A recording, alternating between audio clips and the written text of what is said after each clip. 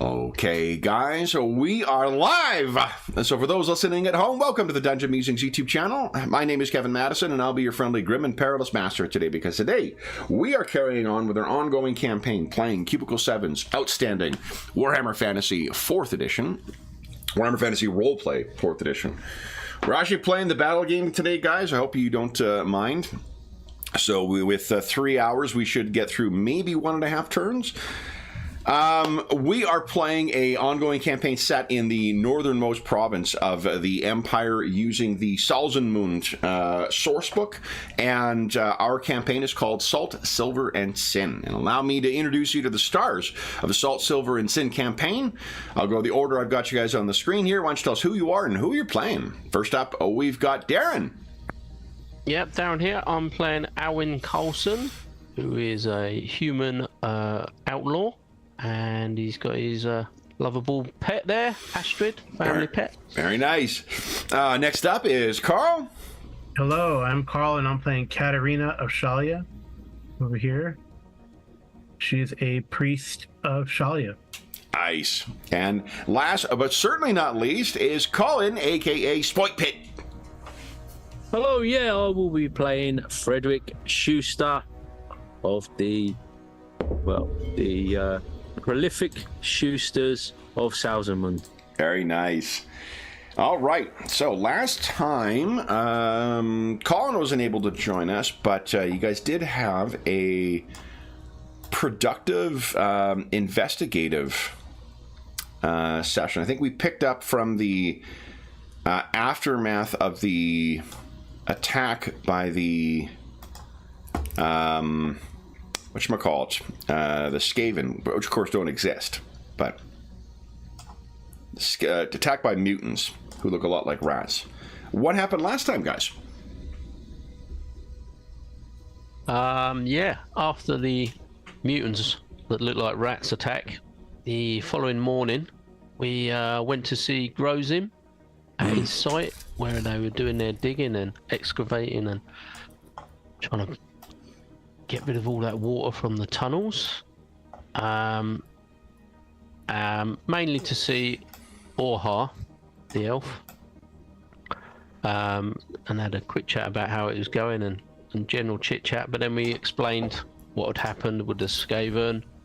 It was very interested, decided that he needs to get more security for Grozim on his house and protect everyone in general, with more guards and etc. So that's been taken care of, hopefully. Mm-hmm. We also asked Orhar if he could help us locate this wizard that we've been looking for. Now, there are two wizards you were looking for. Well, Katerina remembered about a gold wizard called Balthasar. Yes. Been renowned for collecting up elven artifacts. Mm-hmm. Yeah. Which seemed to sort of trigger a memory, I think, when we were talking to Orhar. But yeah, we were looking for this. Is he a gold wizard? He is. And yeah, there's a gold wizard. Apparently Yeah, the head of that school as well. So yeah, we went in search of this Taufa after being told where he was supposedly staying. And when we got there, there was a... I don't think that's the wizard you were looking for. When we looking for Taufa? I think you guys went looking in for Zakon. Oh no, didn't you? Zakon. Yeah, Zakon. Sorry, yeah. Oh, right, the wood elf. Yeah. Yeah, the elven wizard. You did learn about. Yeah. You are right that you learned about the. Katerina recalled that there was elven artifacts that the gold wizard was interested in, but the reason I think you went to speak to Orhar was about this elven wizard. Yeah, that's right. Yeah, so Zakon. Yeah. Yeah. So he was, in a sort of run-down part of town, or supposedly. When we tried to, knock on his door, try and speak to him, we was met by a sort of rather strange character. Sort of peasant or someone, I guess, would be the best description. Pretty badly beaten up. and he didn't want to give us any information, so I used a bit of intimidation and bullying on this guy, and he gave up some information that this Zakon is hiding in an abandoned bakery on a Eel Street, another part of town nearby. And he also gave up some information that this wizard speaks to the rats, and been seen doing some strange things. Yeah, I think this guy, he answered the door with his shirt off as well, and there was a bunch of bites and stuff on his body, right? Yeah, it looked like he'd been attacked by rats or some sort of vermin or creatures. So yeah, he was pretty bad shape. But yeah, he gave up the information, and then when we did a sort of, or I did a walk by, just to sort of scout out the place, and there definitely seemed to be someone hiding in this bakery. But we were warned that he was waiting for us, potentially, and there could be a trap involved. Oh yeah, certainly exposition grandma.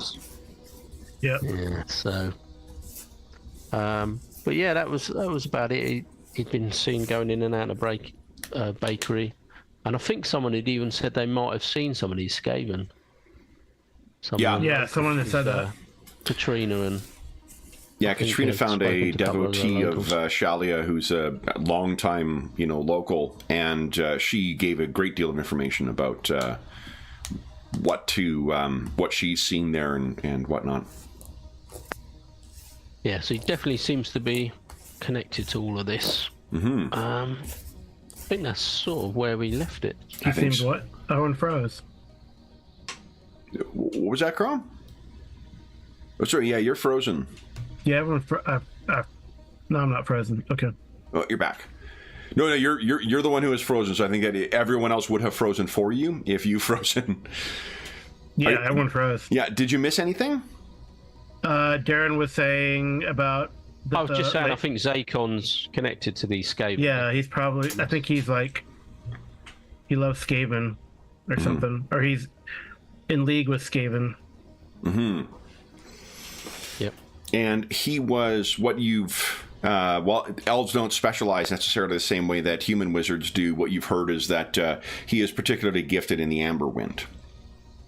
More of a druid or a, beast type wizard. So, is there anything... So maybe we're picking up with you... I think you guys were heading back to talk to Orhar again. I can't remember why, but I am interested to see why. Well, I think it was mainly to just report in and tell him what's going on. Yeah, because he was obviously worried about security and things, and I think we were looking for a bit of muscle and a bit of help before we continued. Okay, Frederick, do you have any questions? Yeah, I'm just curious about this Zagon guy, what his motivation might be to be working with Skaven. That suggests someone quite desperate, perhaps. Or corrupt. Be for financial gain, maybe? Yeah. If he could get the artifacts, I don't know. Yeah. Or he's just corrupt. He could just be... He could be corrupt. That seems almost a little bit too easy, though. Do you know what I mean? Yeah.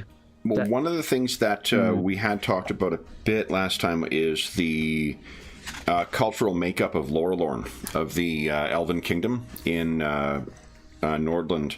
And they're oppressed, aren't they? They're kind of downtrodden. There's 3 different kind of strata of society, birth kindreds in Lorelorn.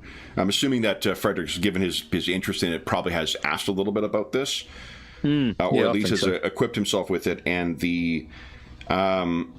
there are 3. There are the Torlur, which are the descendants of the original Tor Lithanel colonists, who are the upper class in Lorelorn. There are the Fanior, which are the middle class, which are refugees who took shelter in Lorelorn during the War of the Beard. And there is the Harloth, which are elven and families who arrived in the Lorelorn after the War of the Beard, who are not considered to have a birth kindred. they are the ones who are treated as the most outsiders for it. And while thousands of years have passed since the War of the Beard, the strata still remains. And while you can... Second generation... it's Harioth. Sorry, not Hardloth. Harioth. Second generation Harioth can attain membership in the Fandler kindred by passing a series of trials, but those who fail often migrate to the Empire. So would Zagon be this Harioth cast? If he's a wood elf, he's for sure at best Fanior. At worst, Harioth. Yeah. So he could have a bit of a grudge about that, perhaps. You know that Orhar is has the characteristics and style and whatnot of a high elf, so he is likely Torior. Yeah. Yeah. That's what I would imagine. Yeah. I'll just put it in chat for you. Well, guys, I don't know. What did you make of it all? What do you think? Well, I wanted to get Orhar's opinion on the, what Skaven could be, how it could be connected to. I don't know if we'd be able to take on a mage plus Skaven, so we probably need to petition them for help too, or let them know what's going on.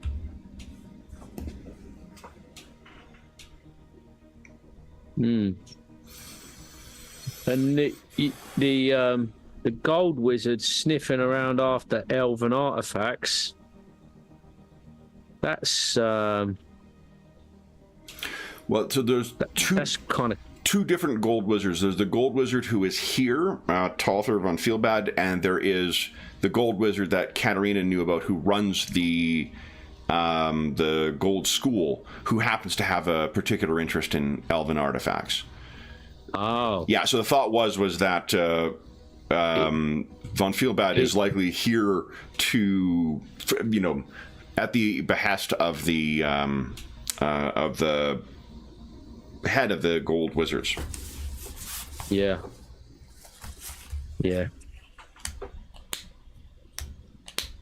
Is that right, guys? That's yeah. Yeah. Yeah, that's what we thought anyway, I think. So I'm just thinking this wood elf Zagon. Perhaps he's he might not be.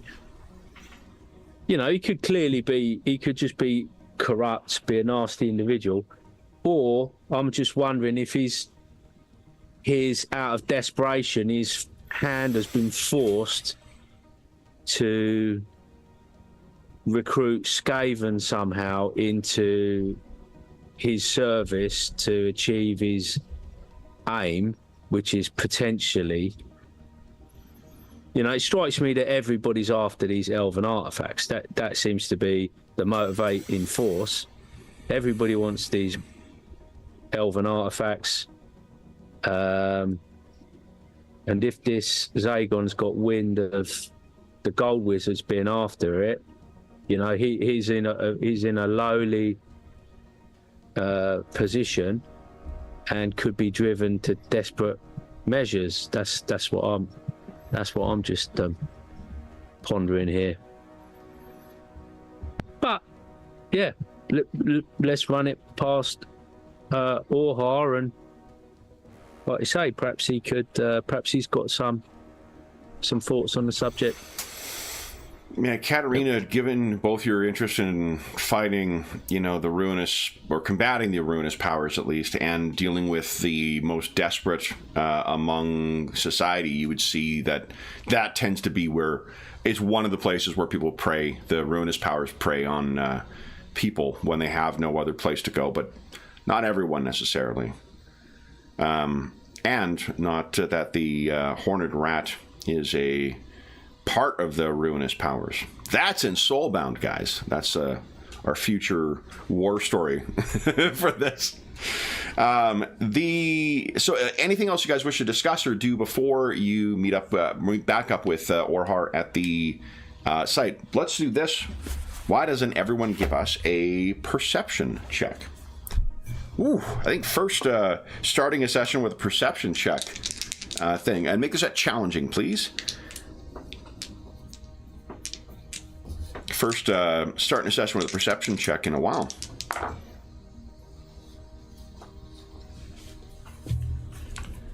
I need to surreptitiously look something up quickly.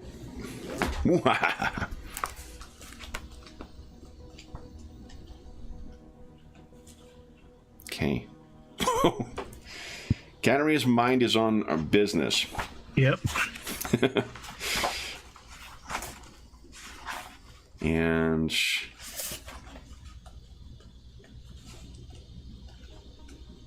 see, Frederick, you coming through in the clutch here?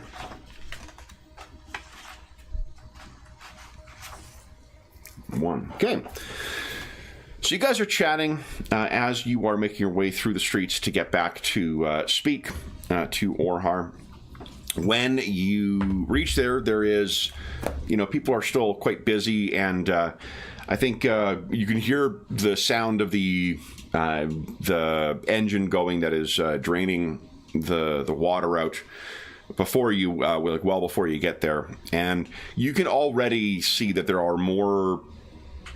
have been people kind of keeping an eye out, as it were, just to, idly watch people who are snooping about on the business, prevent people from, getting hurt or whatnot. This is the first time you've seen obviously armed elves who are helping to kind of keep watch on things, and they seem to recognize you as the three of you walk into the kind of the it's not a square, but it's like a courtyard maybe, where they're all working. And Orhar, I think, is probably the first one to notice you. Grozum is likely too focused on the machine. Or someone maybe comes over and touches Orhar's shoulder, and he sees you all.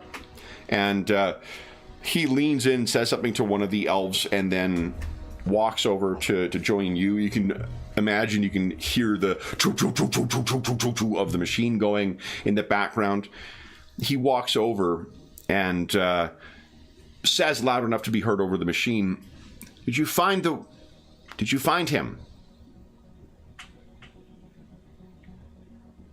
He wasn't at the location you said.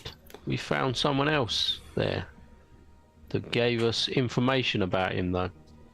So he's changed residences. He seems to be hiding out in what seems to be an old abandoned bakery on Eel Street. There's a look of, when someone has like someone who just routinely frustrates them, and then they're reminded of yet another way of like, oh, of course, fucking idiot.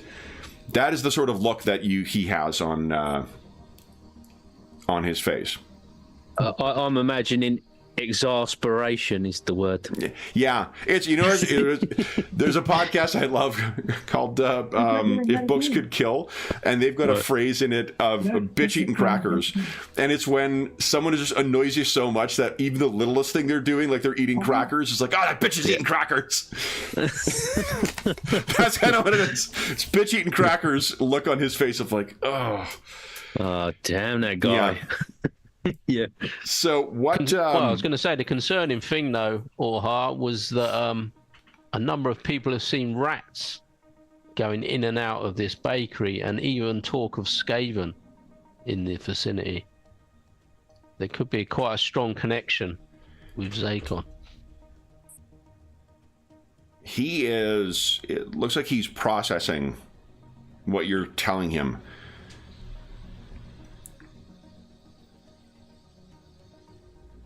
Are you suggesting that he has thrown his lot in with the rats? Well, a number of people have seen these walking rats or skaven entering the premises, they think. And yeah, a lot of activity from the rats in that. He gestures and brings you guys aside, sort of to a place where you can have a conversation without being overheard. You may even step into kind of like an alcove, like a doorway. And he says, "Have you told anyone else this?" We've come straight from there.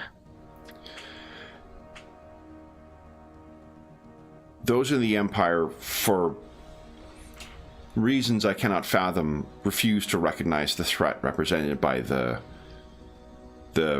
Skaven. But they do understand the threat of those touched by the ruinous powers.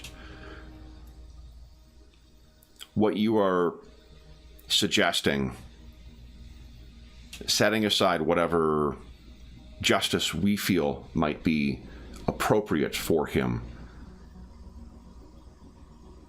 he would likely be captured, tortured, and killed. You're certain that he's in league with them? Well, there was a number of witnesses that said that he's been seen talking to the rats, and like I said, Skaven seen near this bakery. Right. So he's talking to them. He is. Maybe he's a gifted held prisoner. Maybe he's being coerced. There's that possibility. He gestures around, at an alleyway, and you can see there's, one kind of rat looks and skitters into the alleyway, and he says, "The most abundant form of animal we see here are rats." But no, but the person actually said rat men. One of the witnesses.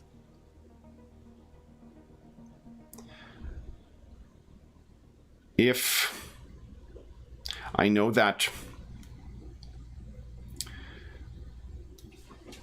Zakon is, as I mentioned, a gifted wizard, and among his talents, he has invocations that allow him to speak to animals and to assume their forms in part or in whole. It is a long tradition among the those of his kind. I do not doubt that what you faced were Skaven, and I do not doubt that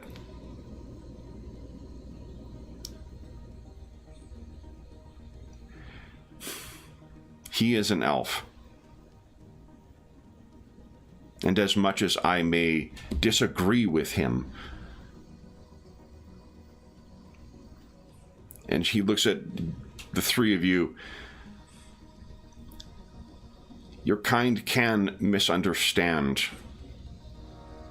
what to our eyes is reasonable and understandable magics.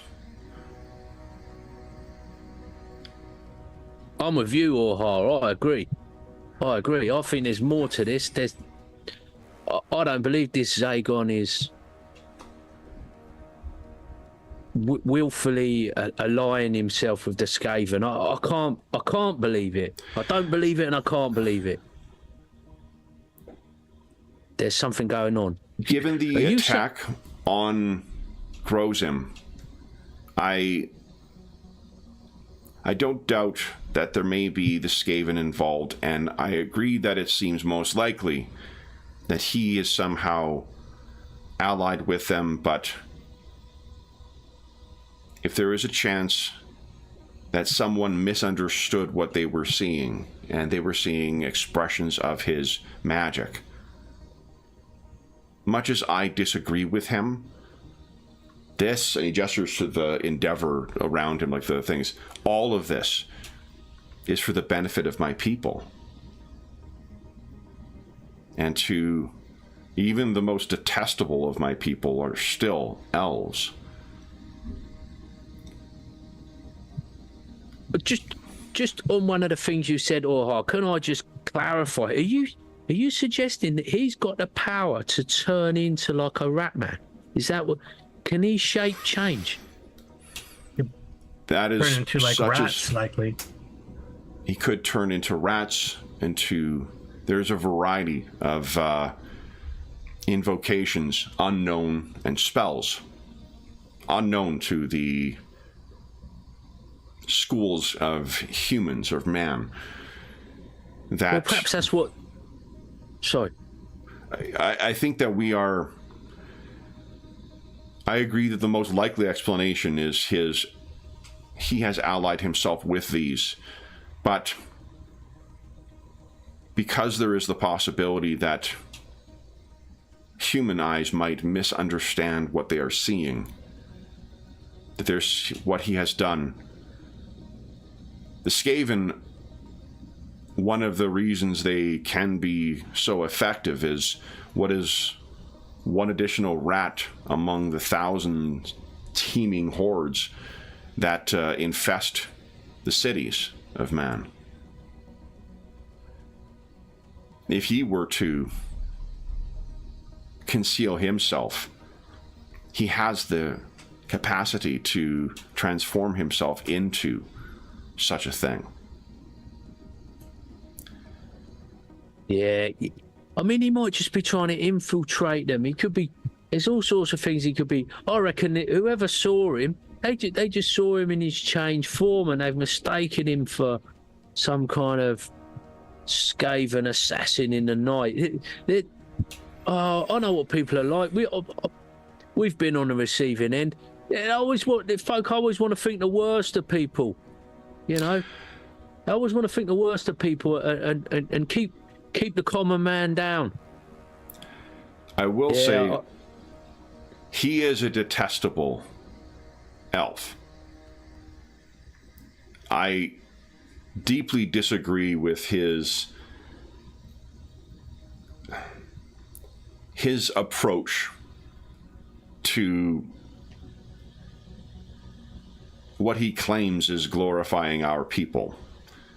I find him personally odious. But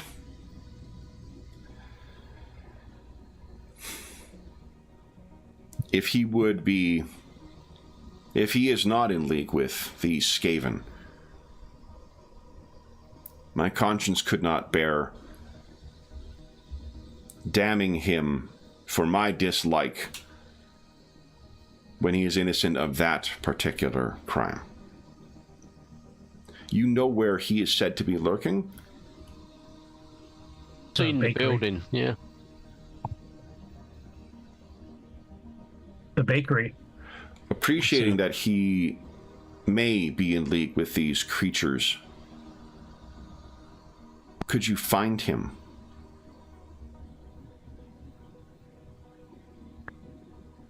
We could certainly survey the building and wait for him to make an appearance. I know that you have a pressing mystery with your curious package and other tasks that draw you to Salzenmund, but if I can prevail on some of your time, I will compensate you for your efforts, not only in coin, but in my gratitude, if you can find him. If he is guilty of these crimes, I would submit to the whatever appropriate end is necessary. And Grozem speaks highly of you all. But if you can find him and bring him to us,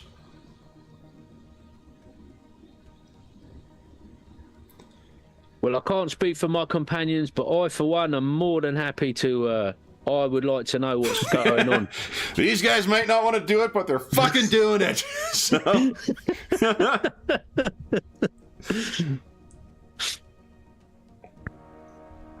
Well, What about the rest of you? yeah, we can certainly spend some time looking at Yeah. trying to find him, but we do have other issues that we do need to deal with. But I think we have some time. Is there any way that we might be of assistance in that, to that end? Well, if there's Skaven there, I mean, we barely dealt with 2 Skaven. We could use backup.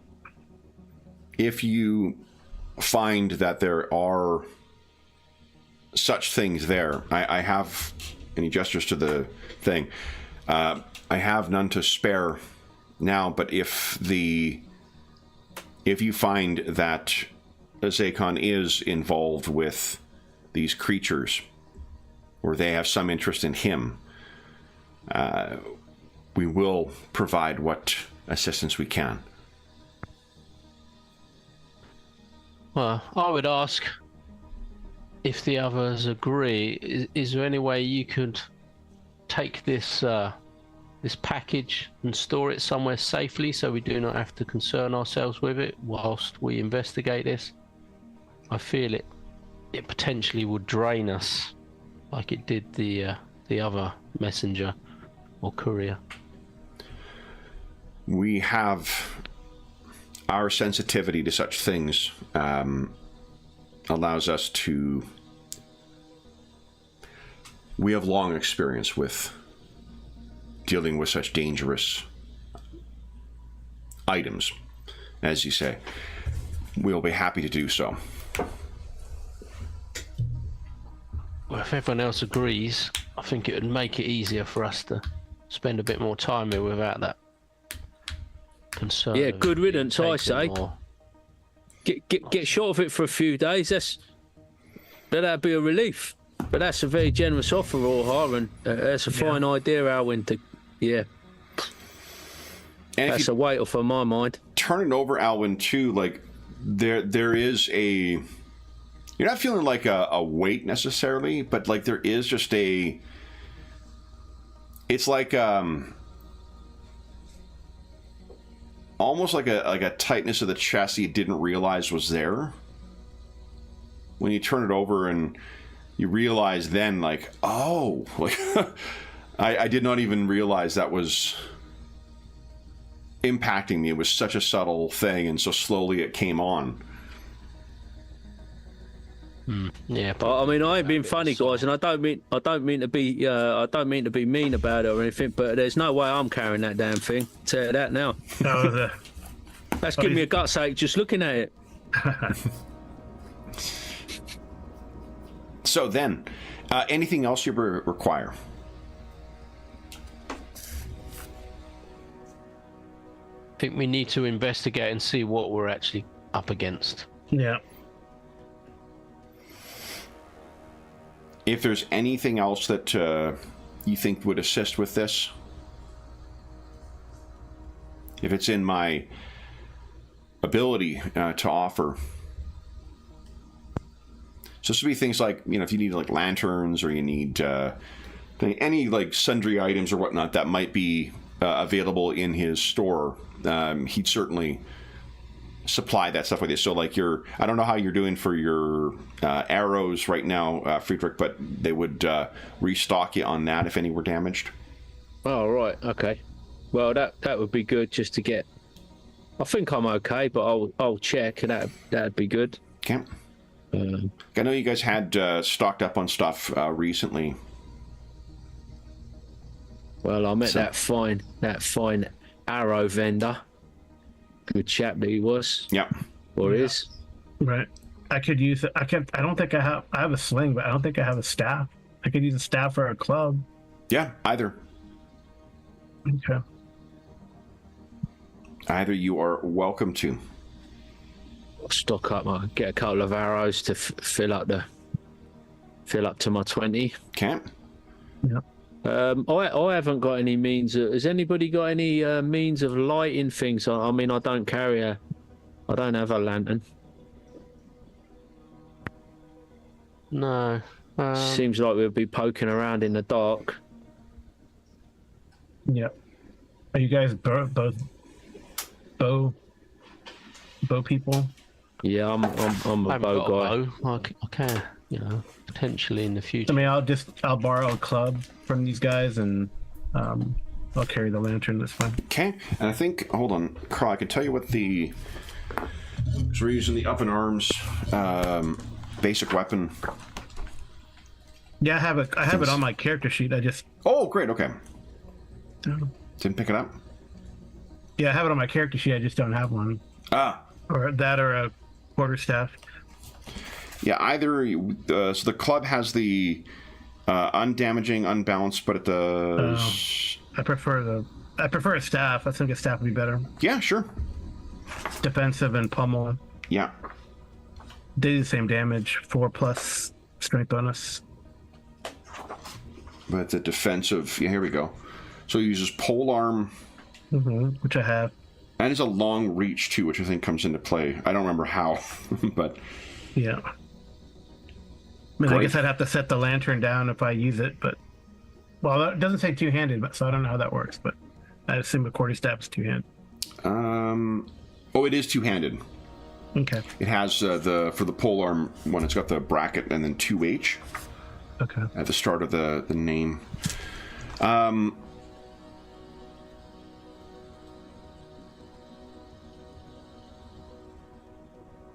Oh, neat. If you you can make a quarterstaff too. Oh, well. Yeah, it's a challenging outdoor survival test requiring a total of 20 SL. Yeah. It'd take a while. I think you could make a club that could do the same thing, but that'd probably take less. Outdoor survival. Oh, it is a basic skill. That's interesting. Okay. Yeah. Yeah, same thing. Outdoor, cool. For a club, SL7 to make it. There you go. Probably make a club at some point. Yeah. What's SL? Success level. Success level. Oh, right. Yeah. I'm pretty good at outdoor survival. I've got 44 in that. Yeah, make me a club. I could knock together a club for you. Okay. Then, anything else you guys would... Oh, so for the... I grabbed the CRB and got distracted by a quarterstaff. Here we go. Let's see. I think there is a variety of lanterns.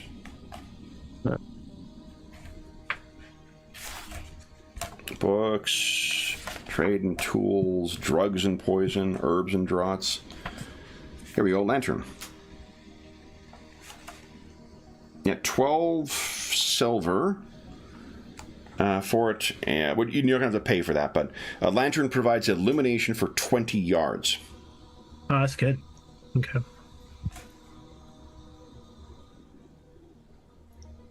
Yeah, and then a storm lantern is 1 gold crown. Storm lantern protects the flame from wind, and also enables the light to be directed in a 90-degree arc or darkened altogether. Provides illumination for 20 yards or 30 when targeted. Given this is a place where it's not a naval thing, but like there's a lot of riverine traffic, I think a storm lantern would be as accessible as what the other would be. So if you guys would prefer that, something you can actually shutter all together. Yeah, that's probably a good idea. Yeah, that sounds very cool. Okay, so then if the encumbrance is 1 for the storm lantern, it's 1 for both of them, or for either of them. So whoever wants to put that on their character sheet, you guys have a storm lantern now. Okay. I'll put it on there. Okay. Okay. Yeah, I think you're quite strong too, aren't you, Frederick? Big like orcs. Probably. I think encumbrance was starting to be an issue because I've got some armor, but right. I think I might offload some stuff. Yeah. I don't know. I don't really want to carry around that animal trap. so much. Nice. I'm more of a marksman now. I feel like it's a bit beneath me trapping animals. Yeah. I do love the got one idea of of you them. bringing like a bear trap around in every one of these scenes we've had so far. No one's bothered to Got bring the it up. You're animal like, trap. ugh. What's with, but by the way, Frederick, what's with the bear trap, man? Oh man, it's Chekhov's bear trap. Just wait for the third act. Something's really going to come with that. All right. Anything else that you guys? So Katerina's got a quarterstaff. There is a storm lantern. Anything else you guys feel you need? He understands that you guys are staying with Grozim at his residence, and as he said, he's going to increase security there. How do I sort of like just offload stuff to like Grozen's house off of my character sheet without like losing possession of it? Can I Just You know, untick the count encumbrance. Is it? All right. Okay. Then it won't include it in you, so you're not carrying. It's as simple as that, is it? Good. All right. Okay. Anything else you guys need? Or are you ready to head on? Or ready to plan, I suppose, what you're going to do next. I'm good. Okay? Yep. So, what are you guys doing next? We'll leave Grozim and Orhar back at the site. What are you guys doing? Do you want to go back to the place then? Where these guys hanging out? Yeah, I guess the question is, do we want to actually try and sort of knock on the door and find him, or do we want to just survey the area or the building for a bit and see if he... I say we go back, watch the building for a little bit, beware of rats, and then See if he see comes if we out. learn or anything. Any Skaven go in, or... I don't think we'd see them. They'd go to underground probably. I'm with Katerina. I think we should sort of find ourselves somewhere subtle and keep an eye on the place for a bit. Okay. And if there's anything dodgy going on, perhaps we'll get wind of it, and then we can decide whether to intervene or just hang about a bit longer, see what unfolds. Okay. So, I think to get yourself set up in a place where, because remember, the neighborhood is largely abandoned, so it's a matter of breaking into one of the one of the houses and kind of setting yourself up, or old shops or whatnot. But I'm assuming you wish to do so surreptitiously. Yes. So It sounds like a job for Alwyn. I mean, I don't want to cast any aspersions, but I'm assuming you're an outlaw for a reason. So, would you give us, let's see here, I think, why don't we just make this a stealth check? And we'll make it challenging, but, let me see here. I've got pick locks. You have? That's a surprise, isn't it? Is that a skill or is that a talent? It's an advanced skill. Pick locks That's is an skill. advanced skill. Okay. So why don't we do this Slightly here? better than my stealth. But Yeah, give us. Well, let's start with a pick locks skill, because I think this will inform the overall stealth roll that you're going to make. I'm gonna do that on challenging, yeah. Pick locks? No. That one actually you can make at. Hold on, I have the difficulties from last night in my head. Let's make it. Oh, that's. So the only thing they changed, just for those who are curious, the difficulties are the same. It's just that average is called routine in Imperium Maledictum. Because, why not change the nomenclature? The actual modifiers for easy and very easy are exactly the same. So let's make it easy, actually. Not very good locks around these parts. Oh, definitely. Yeah, like these are not like, let's lock up the crown jewels kind of. I think I might give that a re-roll. Now, are you sure? That does seem like it could be a lot of fun. Well, maybe for you. Oh dear. Okay, let's try that again. Cool, only just. Oh dear. So No wonder you got outlawed with that sort of performance, eh? He did it though. Yeah, he did it. Place to place. okay, so let's do this. Let's allow for a plus 10 on your stealth check. So this will be a challenging check, but you're going to have a modifier of plus 10. Remember, don't put the plus sign in. And then I think I'll also give you plus 2 success levels because of there's just so much stuff that, like, once you get inside here, there's going to be so many places to hide. Okay, so target bonus 10 and 2 bonus success levels. Let's see how that goes. Nice. Okay. So then that's a total of success levels of 4, which is pretty good. So, where are you guys picturing? Are you on the ground floor looking out at this place? Are you above? Do you want to have a angle like directly across? Remember, this place is at a kind of a T-junction.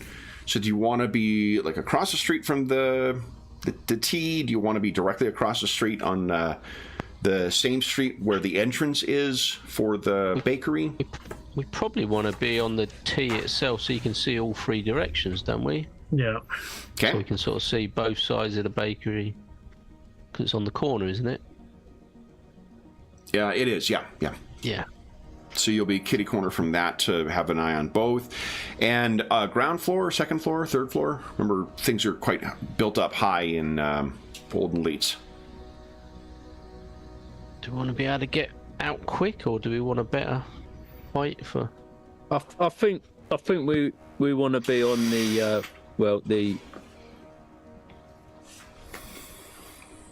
what our friends across the pond would call the second floor. We meet again. The Abbott and Costello routine. Some on the ground floor. The second floor? No, the first floor. What? Because you're going to get blocked.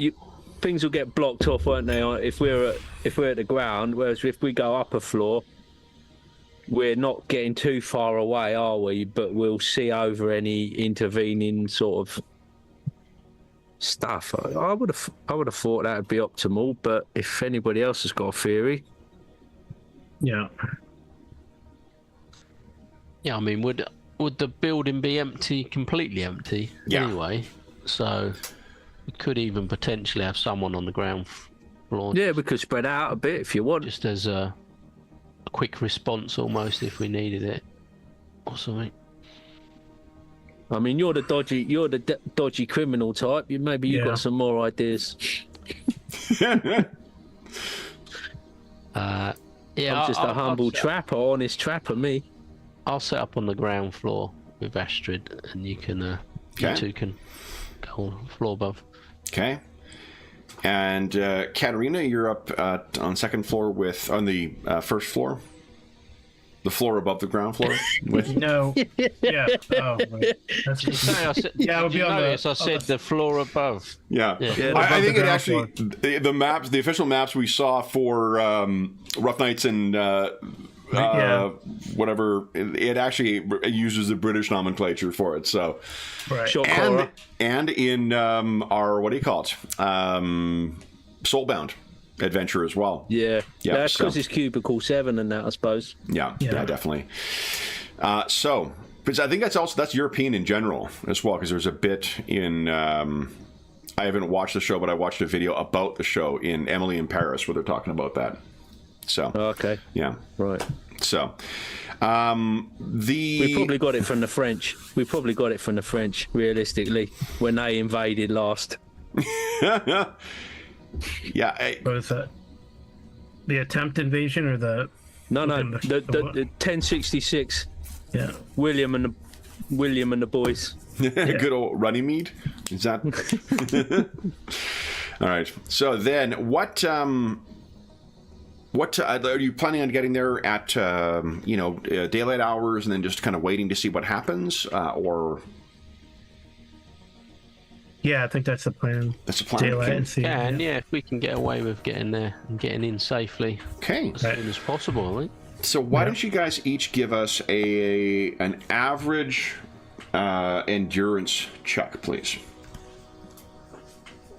Let's see about staying awake. So tired. Nope. That's good. Katarina, awesome. Oof. Okay. Oh, damn.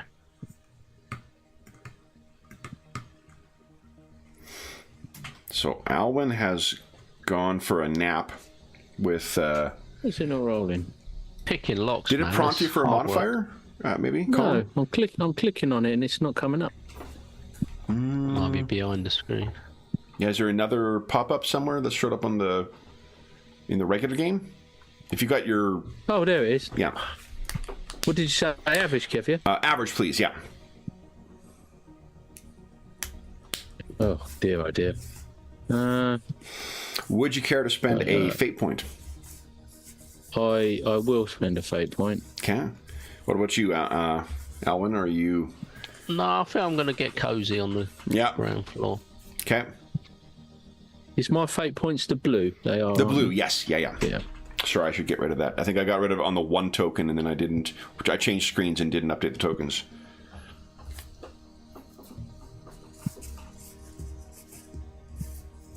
Here we go. Big money. Back-to-back crit fail would be kind of amusing, though. Trying to give you the kibosh there. Ooh. Successfully kiboshed me there. All right. So, I'll let it Katarina, fly. you're the only one who... You know what? I will... Because you got an impressive success, so you're well and truly awake during this, which means you actually might be mindful of the others. Yeah. Why don't you give us... Let's do this. Have you give us a perception check at easy, and if you succeed, you can give Frederick a reroll, where you kind of kick his shoe as he's nodding off. Okay. Self-focused. Nope. I'm focused on the... Critical fail. Yeah, you're just razor sharp, you Yeah, know. I'm just focused. Okay. Maybe they need rest. I don't know. Yeah. They are quite battered still, to be honest. Yeah. Yeah, they're still injured. Yeah. Yeah, I'm quite injured. All right. So Alwyn and Frederick are dead asleep in this, which means... Oh, that rodent really took it out of me, man. Exactly. So jokes aside, I got a spider bite last week too. What? And it Oh, wow. turns out, unlike Peter Parker, I did not get any superpowers. I just got a swelling and pus-filled wound. Since I ended up having to get polysporin for the fucking thing, because like swole up like that. Yeah, spider bites can. I mean, they're not venomous necessarily, but they're definitely can be infectious. And we have they eat dead stuff. They eat dead stuff. Yep.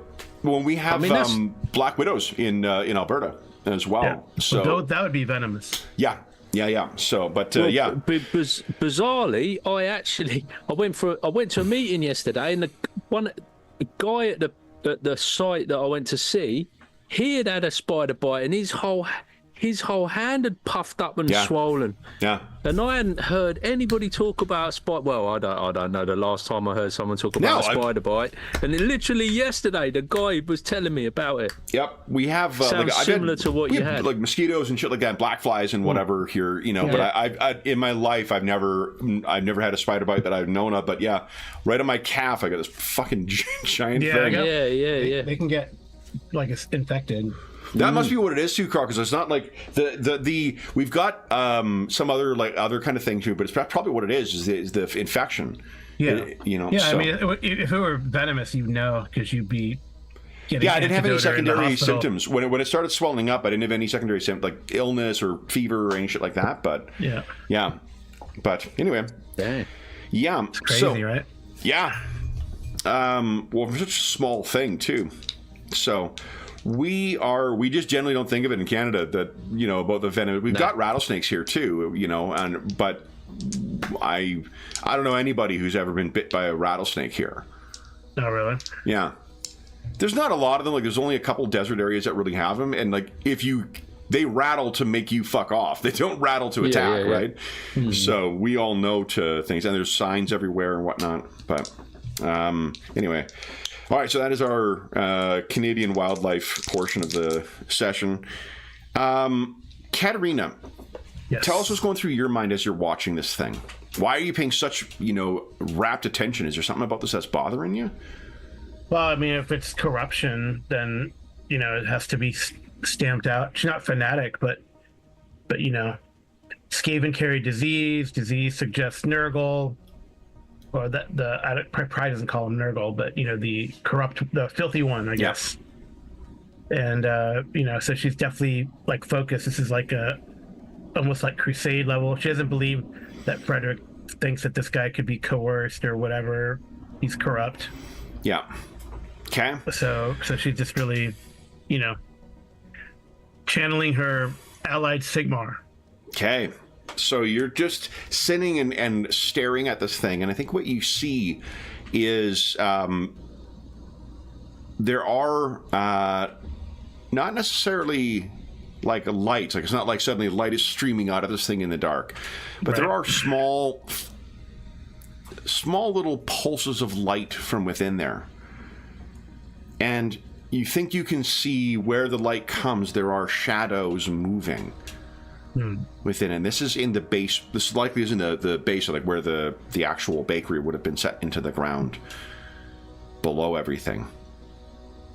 The shadows, can I tell what the shadows are? Or... Give us it's only sort of a fleeting thing, but there is a chance. Why don't you give us a challenging perception check?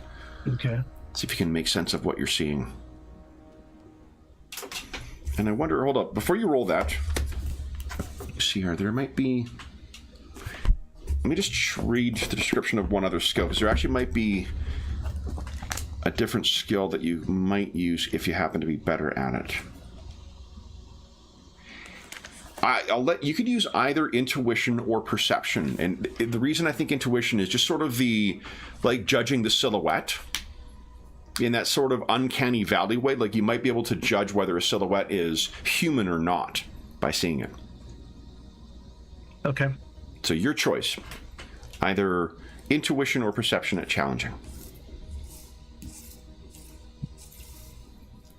Okay, let me cancel that up. Okay. Intuition or perception. They're like exactly the same. So Your choice. Challenging.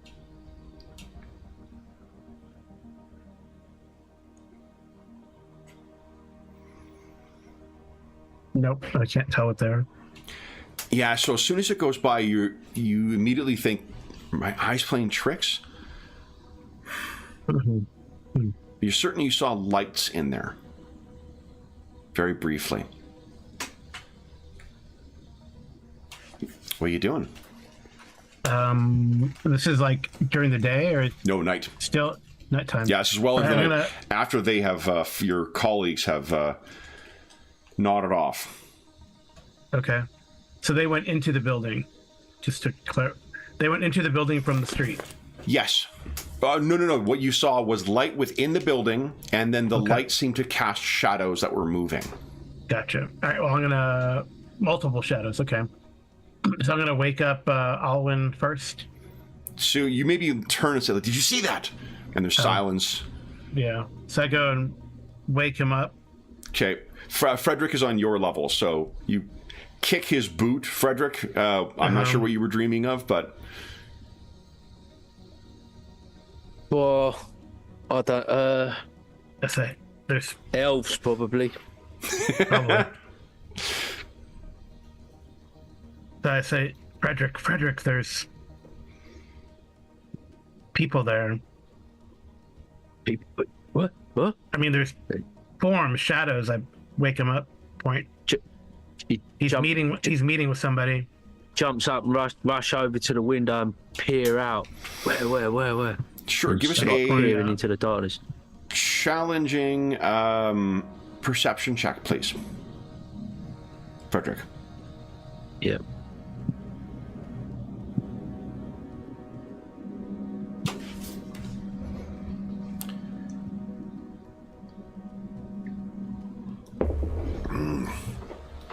You want to fate point that? Oof.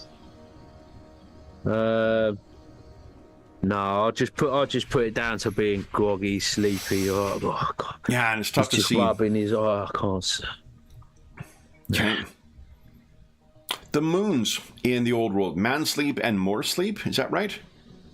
Yeah. Okay. So the moons are out. So the light is down. It is, you know, shining down on here. The moonlight is, but like some of the larger cities, or even like a, you know, darkened forest or whatnot, the high structures around cast long shadows unless it's directly on. So it's almost like it's like more difficult to see down into there, and that might be what is causing a problem here, Frederick. But you can't see any lights down there, but you're certain something is moving, or you're at least Katerina is certain something was down there. Yeah. The thing I keep remembering about, and I have, it's probably going to come in later. But I've actually got night vision, so yeah, that's in. Is it night vision in or? Yeah, so it says night. So in natural darkness. So I'm imagining. Is that just like when you're outdoors, or I don't quite know what it means by natural dark? Oh, as opposed to magical darkness, is that? I guess. Yeah. So it's just that you can see. You're a mutant. You're a mutant. Assuming you have at least a faint source of light, such as starlight, moonlight, or bioluminescence, you can see clearly for 20 yards per level of night vision. Okay. Further, you can extend the effective illumination distance of any light sources by 20 yards per level. Nice. All right. Okay. Oh, okay. This is cat-like sort of. I think that's opposed to the dwarves' dark vision. Oh, maybe I'm wrong. Yeah, so I think it relies on there being some light, is it? Yeah. Yeah, you have to. As long as there's a faint light, it augments that faint light. Yeah. I think it just. Be it starlight, moonlight, or bioluminescence. Whereas I'm imagining that the dwarves have got something that night vision. No, is like... they have night vision. The reason I think because in Gotrek and Felix, there's one story where they go to Carrick Asgaraz or something like that. One of the old Carricks, and there's bioluminescent things in there. They say that the dwarves don't know how to make them anymore. You would only have those unless you needed to see by light, right? So even though they have better eyes and better ears and better scent, they still require some modicum of light, and that's the way it is in the game too. They have night vision, not dark vision. Yet another reason this game is amazing. Yep. So, what you'll probably be able to make out more detail in spite of the shadows that are being cast then, Frederick. But unfortunately, you still can't see any light or moving in there. So, what is the plan? Is it to go down as soon as you see something in there, or is it just to observe? I don't know if you guys had necessarily, set conditions of if you see someone, you do something. Right. What do you think? Katerina, what do you think? Do you want me to go and get Alwyn, or do you? I mean, I can't see a thing. So do you want me to get Alwyn and you keep an eye on what's going on, or what do you think? Or we should all go together and peek in and see what's going on. We should go down, get Alwyn, and go and see what's going on. Well, if you're sure, I mean, I don't mind. He says as he grabbing up his bow, and yeah, we can prove if your man is prisoner or corrupt or in collusion. Your elf, that is. Yeah, I mean, well, the direct approach. Well, we're still sneak. We're not going to kick down the door or anything. But oh no! I'm not in the door kicking down business. Let's go and get Alwyn then. Right. Somewhere at the con, Sean's ears are burning. Yeah. So, you guys head downstairs, and I think you can hear sounds like there is some kind of animal down here. Wait, no, that's just Alwyn snoring. That's fun. Is it Alwyn or the... Astrid is likely... Actually, let's roll for Astrid's perception. No, Astrid is awake. So Astrid comes trotting over and kind of, walks among you guys. She knows you already, so leads you back. And what state do we find Alwyn is? Is he like leaning against something, asleep? Is he full out, just sprawled out on the ground? In a chair, like obviously watching, and just got sort of lower and lower in the chair and just sort of falling asleep. And as soon as I wake him up, I was watching. What's going on? I haven't seen anything. As if he's literally just dozed off about 5 seconds ago.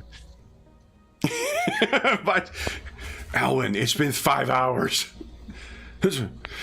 So, with you waking up Alwyn, what happens next?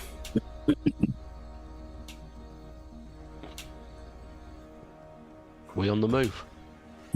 Yeah, we'll go. I'll put it. You fell asleep, Alwyn. Wake up, man. We're going to go across the street. There's something going on. I can't see a thing, but Katerina's seen movement in there. There's lights and shadows.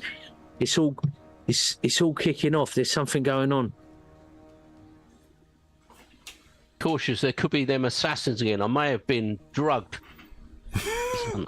Maybe. Astrid's ears go against the side of her head.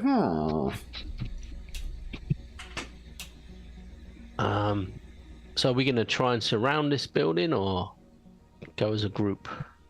Well, I don't think it's going to be assassins. I don't think so. But I don't know if can we really surround it? I mean, we can't exactly surround it. But come from different directions. I mean, we could if you want.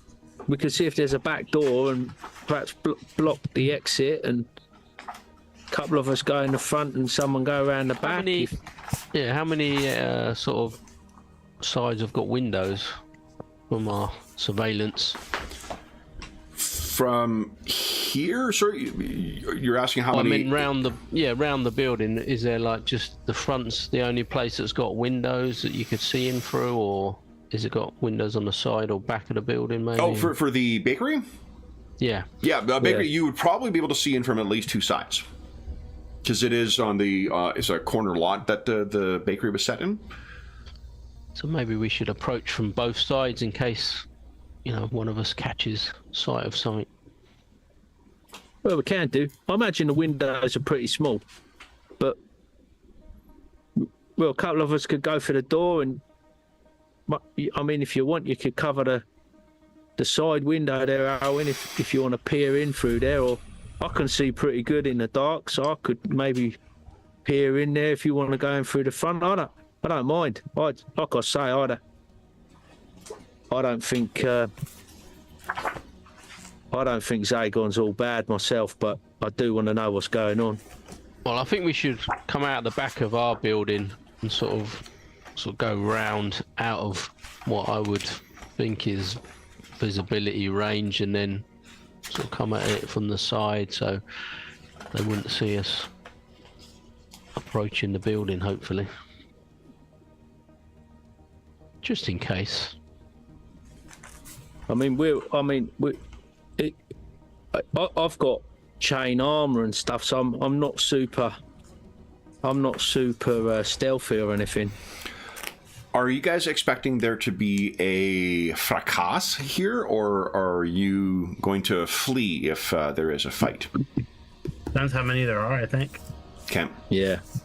So the reason I asked is because one of the things if it is going to be a fight, because we're using the optional rules now or the new rules for advantage, one of the things that dictates how much advantage you start with is some of the things that for setting the stage and preparation. So for instance, if you surprise them, you get 2 advantage in the advantage pool.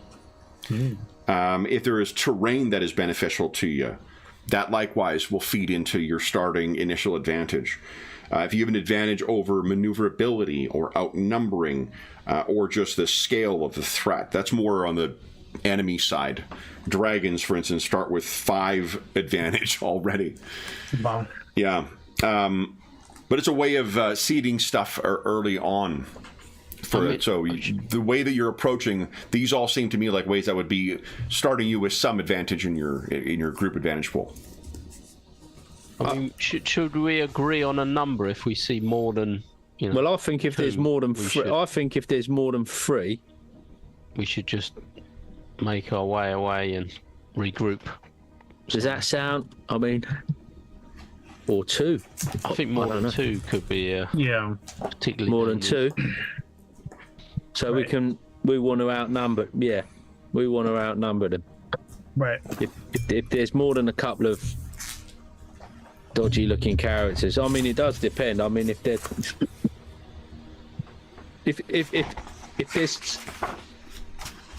there's two not particularly competent looking characters, I mean, if there's two real, if there's a couple of like ninjas, that's a different thing, isn't it? If there's just a couple of regular rat men, we'll perhaps engage them. But if there's two of them assassins, I don't think we right. We don't. Does that sound about right, guys? That sounds about right. Yeah, I mean, we'll be close enough to give each other a signal. Well, anyway, I suppose to be fair, we're not going to know how competent they are. So no. If there's more than two of anything, we'll just retire. Okay. We'll fall back to Mr. Grumble Shield. And if we have, let me do this. I think I can actually.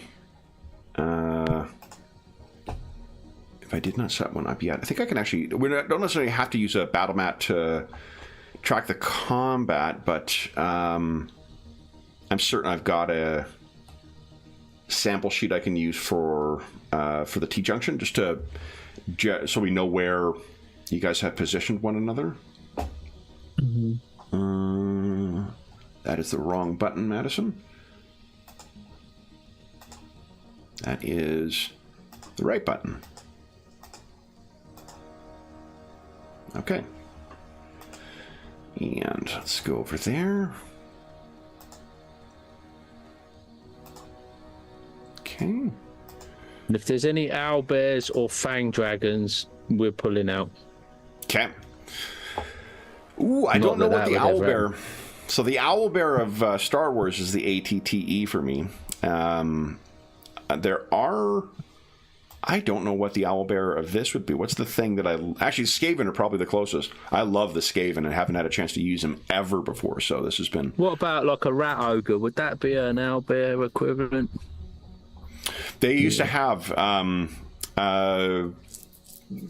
don't know what value they're supposed to do, or there's a game to it, but the Games Workshop in the 80s published a series of decks that had like pictures of...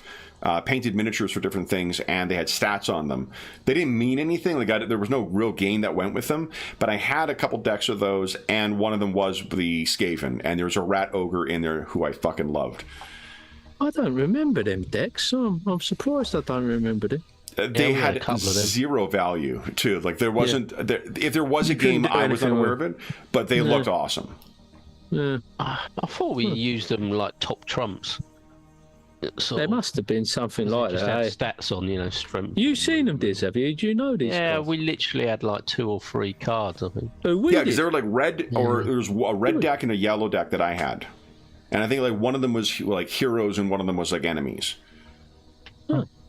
Wow. Yeah, it was pretty cool. I'm spacing on them. I'll see if I can find a link to pictures of them after the session. It's because I do. Yeah, I never. There wasn't a game with them, and it was contemporary with like first edition Warhammer Fantasy and Rogue Trader. Yeah, so second and third edition Fantasy Battle. Yeah, definitely. So 80, 83, 85, something like that. Yeah, definitely 85. It would be the 85 range. 85, just for where I was living at the time. Yeah, I really like those. 9330 Bond issue. So yes, that is. I think the Rat Ogre would definitely be my owlbear for this. I fucking love them. Although I know what to have. Okay, sorry, I got distracted by. Where is the name of this? It's called Gritty Little City, I think. I think I'm thinking of something else. I'm talking about the Citadel combat cards. They got pictures of painted figures, but they got all the stats. That's them. That's them. Combat cards are the ones I'm thinking of. I thought that was an actual game. Yeah, but if it was a game, what game was it though, Diz? Well, I think it was just called combat cards. All right.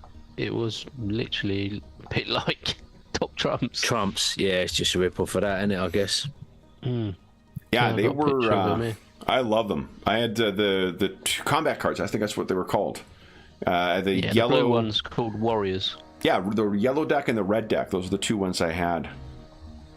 Oh, I'm definitely going to track that down on the old We had a couple Googles of red later. ones, I think. A couple of red pictures. Okay. It's 10:30. Do we want to take the break now then? Yeah, we'll do it as a second here. I'm just going to set up the sheet. If you want to take a break now, though, Carlo, I'm just setting up a No, I know, but I mean, since you're... Yeah, I can't walk away, though, because I need to get the thing set up. Yeah. I'm just trying to find it. We'll wait till our official break. T-junction here. Where the heck?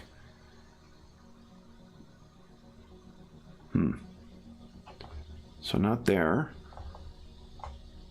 I should between, do on the vacation or maybe between sessions, I'll set up a bunch of these SETI ones because I expect that we're not going to have, this won't be the first time we have to make use of a SETI map.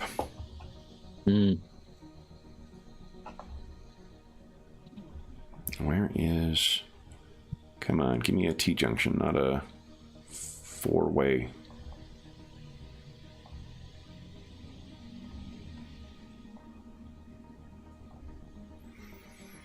So the layout, every single one of these maps is more like along the lines of a modern city as opposed to the way that, actual, medieval, or at least cities dating back to medieval era.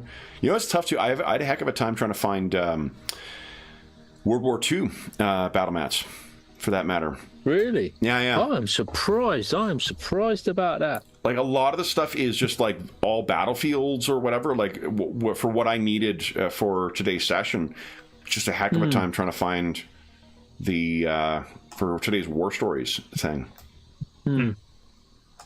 Okay, so this is going to be obviously too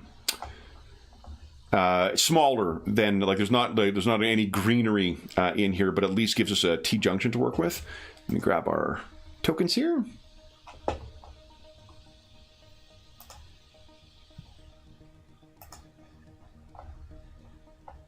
Go, grab everybody. We'll bring you on over here. Welcome to the streets of Olden Leeds.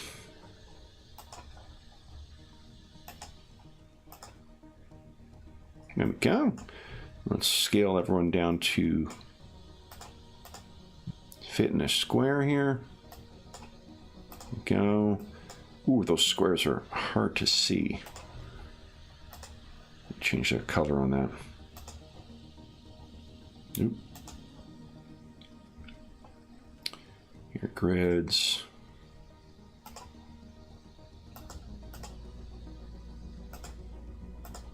Is that easier to see, guys? Yeah, I can see it. Okay. Yeah. All right. So, what I'm picturing is that the bakery is right here. All right. Okay. And you guys have been hiding out in here. Actually, it makes sense because this is sort of your secret way in was down this back alley, I guess, huh? Mm-hmm. So you guys will be set up in here. You've just come down to the ground level to collect your dozy companions. And do I have... Look at that. Set up. The streets are 3 yards across. That's probably right. So the scales, I when I first saw it, I was like, scales all screwed up. It's probably not that far off. No. So let's take our mid-session break now, and then we'll come back and see what you guys find within there. I might actually quickly change I think that yellow is a bit garish for my eyes. Let's see if I can find something that's a little more that you can see, but isn't quite as offensive. How about this? There you go. You can see the squares, but it's not looking like I'm trying to land a plane. Okay, then, for those listening at home, we'll be back in about 5 minutes, and then we'll see what happens next. So, back soon.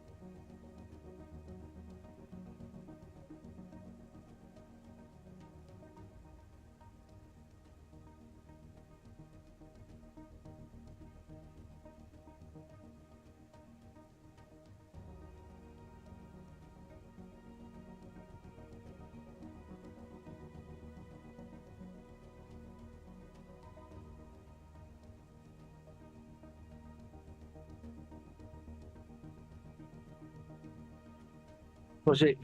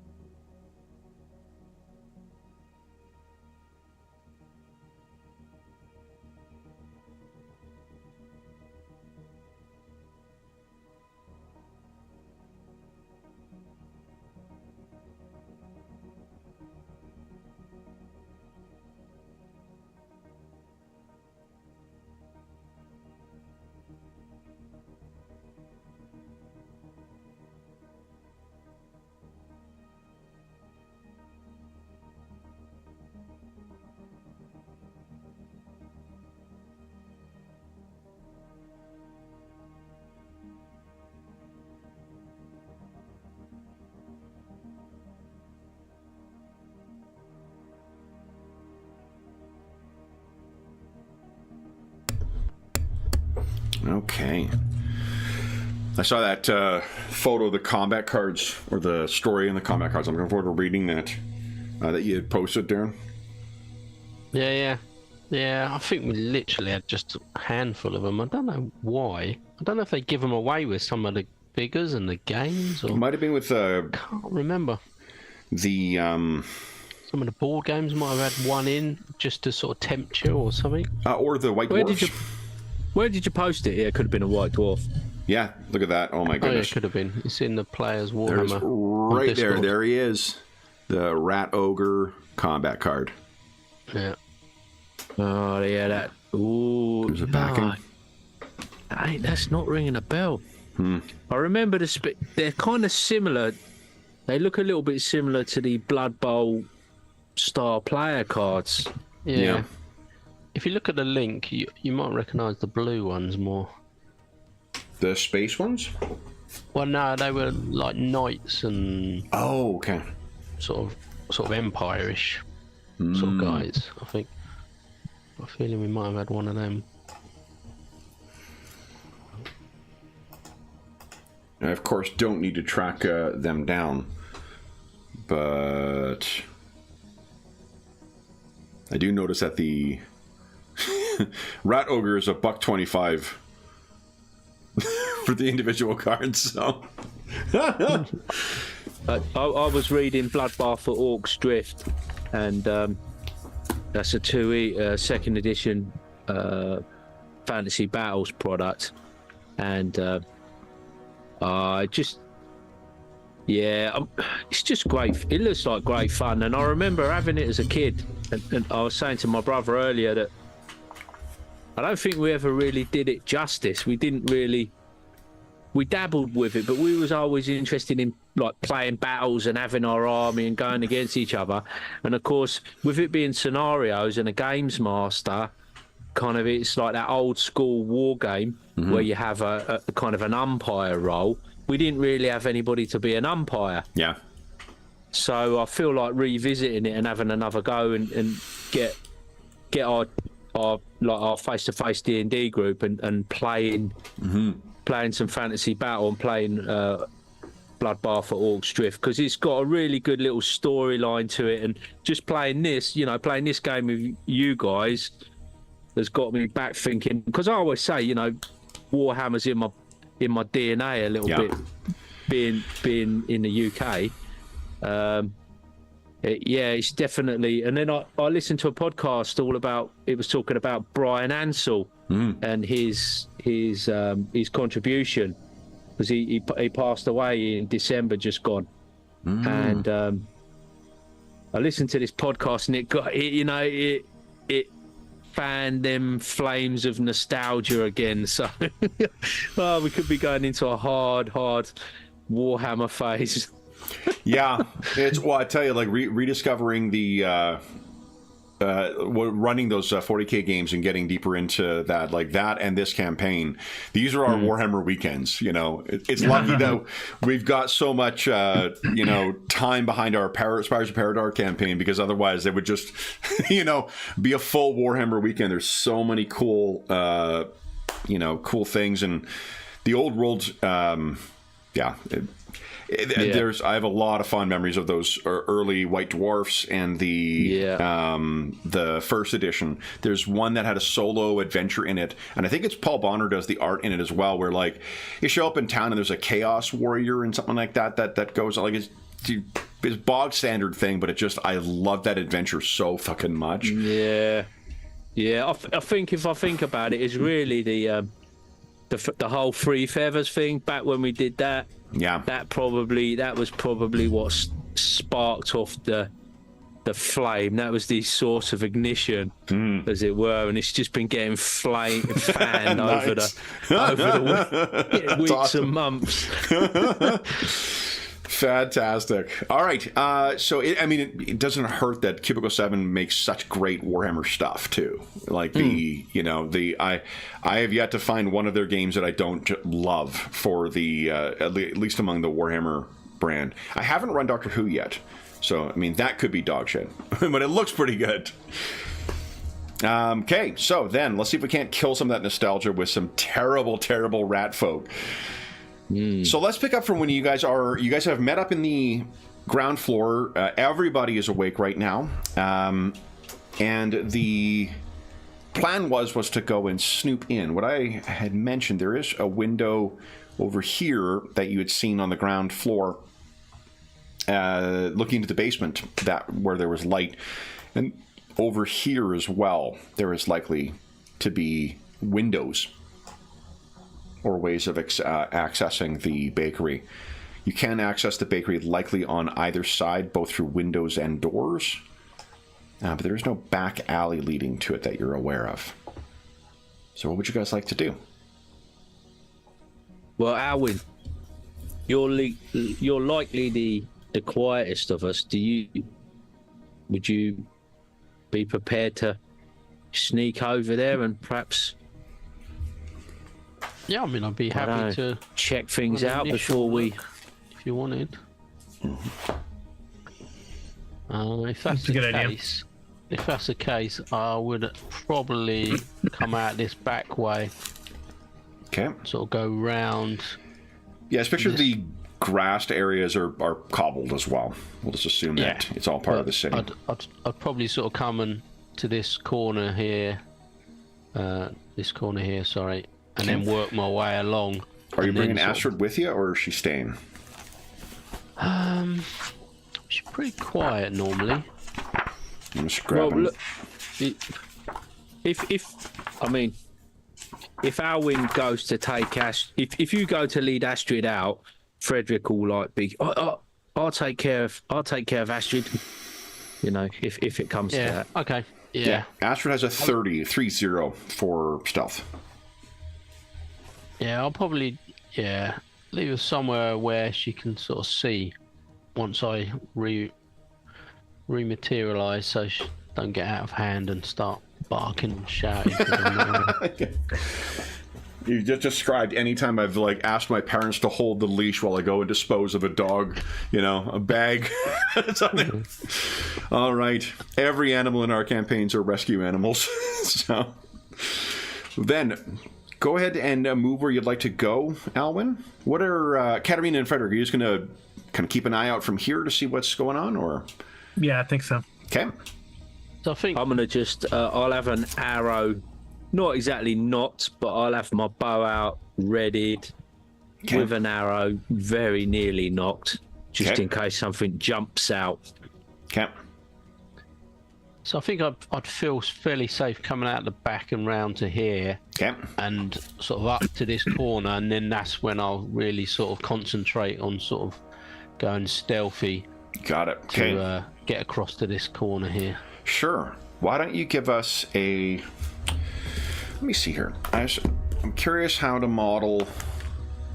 I just gave you a extra success level with it too, but I'm wondering if it should have been modifiers to your dice roll, because it'll be a challenging thing. I think this game models it in... You can increase the skill sort of value, or you can give it bonus SLs, can't you? Okay. On the roll. That's the options it gives you. That's combat difficulties. I think I mentioned this last time we played too, but I really...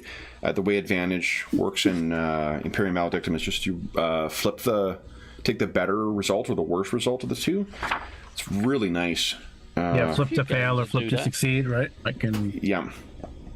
Am I right in saying Blackbirds does something like that? Or Blackbirds has a flip to... Yeah, Blackbirds in Zweihander has a flip to fail, flip to succeed component too. The first game I remember seeing that in was Eclipse Phase. Eclipse Phase was, and I'm sure that there may be other games before that, but Eclipse Phase was the first time I remember seeing a flip to fail, flip to succeed mechanic, which is just a obvious mechanic for to implement for D100 based games, but it was cool. Okay, here we go.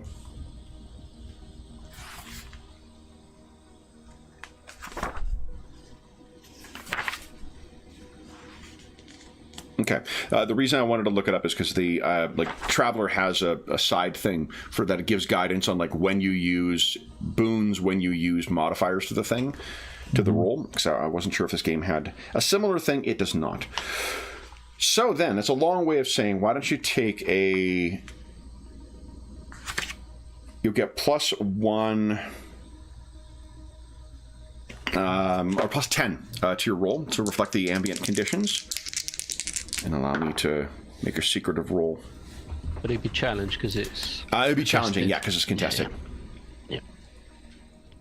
Okay, there we go. And just as a reminder too, even if you fail, it's still, which you did not, it's still compared, so it doesn't matter if you fail. That's great, yeah. Plus another success level, so... That's where I'm proposing to get to. Okay, yeah, so you make your way across there, no problem. You're not going to keep making stealth rolls, so we've set what your... Until circumstances change or you do something. That cowbell you insisted on bringing, when that comes out, then, we'll re-roll, but... So you get yourself across. The alleyway is jet black. The shadows are cast quite... The two moons are still fairly low in the sky. And as such, the shadows being cast by these buildings are quite deep. What would you like to do? So I'm going to head up this wall and stop just before we saw that window, or sort of window that shows the basement. Okay. So I can just stop, and then I'm just going to really carefully sort of try and peer through the window. Why don't you give us a... Trying to decide intuition or perception. I think. Let's see.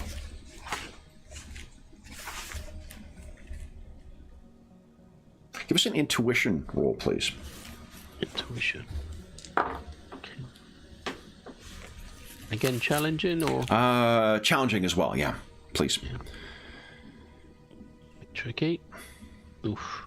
Okay. So, but again, this is a contested roll, so you failed by 3. I guess first off, do you want to spend a fate point to re-roll? Or are you satisfied with that? No, I think he might give it one more go. Okay. Could get worse. Oh no. So you make your way up, and what you can see is that there are lurking kind of in the alcove that leads into there. There is a pack of 3 rats. They don't seem to have reacted to you, but as you make your way over, you can see that there are 3 of them kind of chittering, and it may be your mind playing tricks on you, but you get 2 degrees of success on your, or success levels on your intuition roll. It really does seem like they're talking to one another.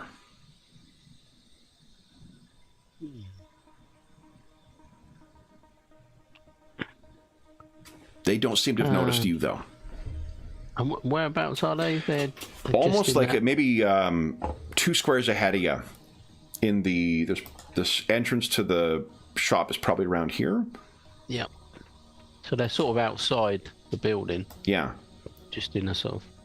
Yeah, like 2 yards away from you.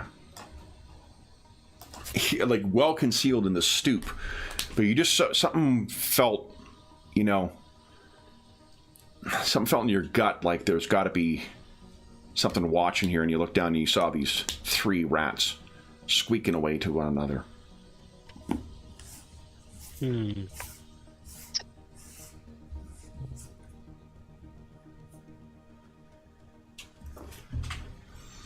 I think if they haven't noticed me, I'm going to give it a little bit of time just to see, just like pin myself to the wall and just try and keep out of sight, and just see if I can hear anything or see where they move on to, or if they react or do something. Just survey them for a few minutes at least. Sure.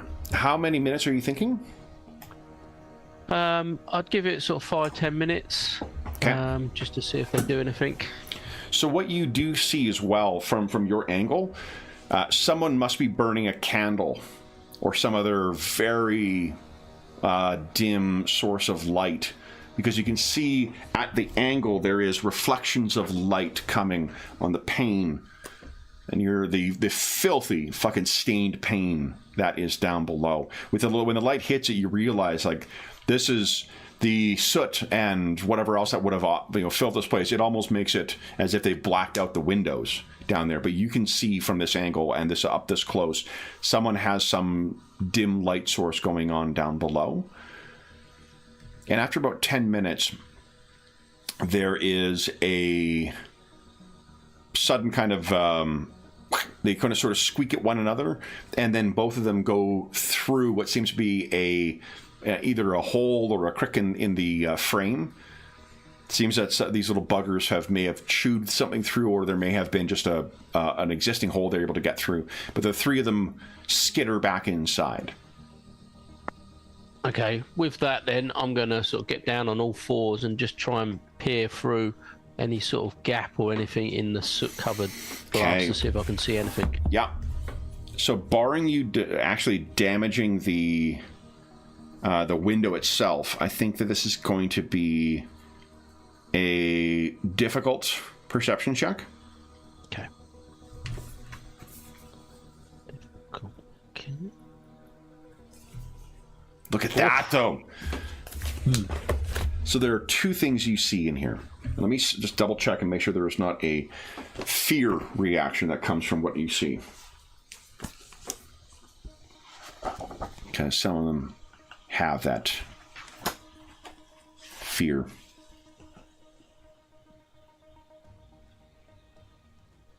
No. Okay. 2 things that you spy. One is as expected. Let me see if I've got an illustration for it. Though I drop... Oh. I was going to say, if I drop it on here, it's going to automatically resize it, but I can't remember. I think Sean told me how to cut and paste so that it doesn't just... Or drop an image so it doesn't resize. So I think, where is he?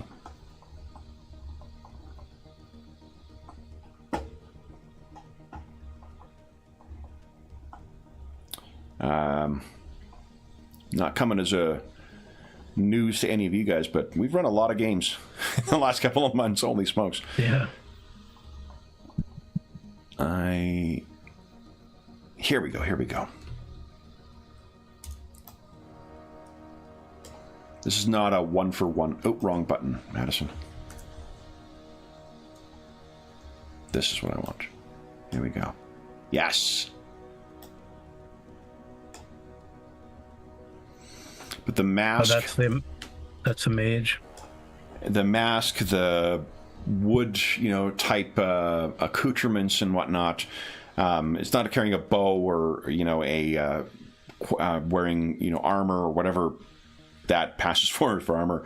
But the masking, the light hair thing, that is one thing you are talking to, or you can see talking. The other is, I do not have a... Oh, I do. Fuck yeah. The other? Wrong button again. Madison, come on. There we go. I'm hitting Control instead of hitting Alt.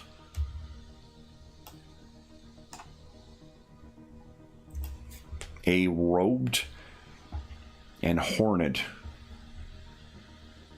Skaven. They seem to be talking to one another. And they do not see you. The horned Skaven turns and walks deeper into the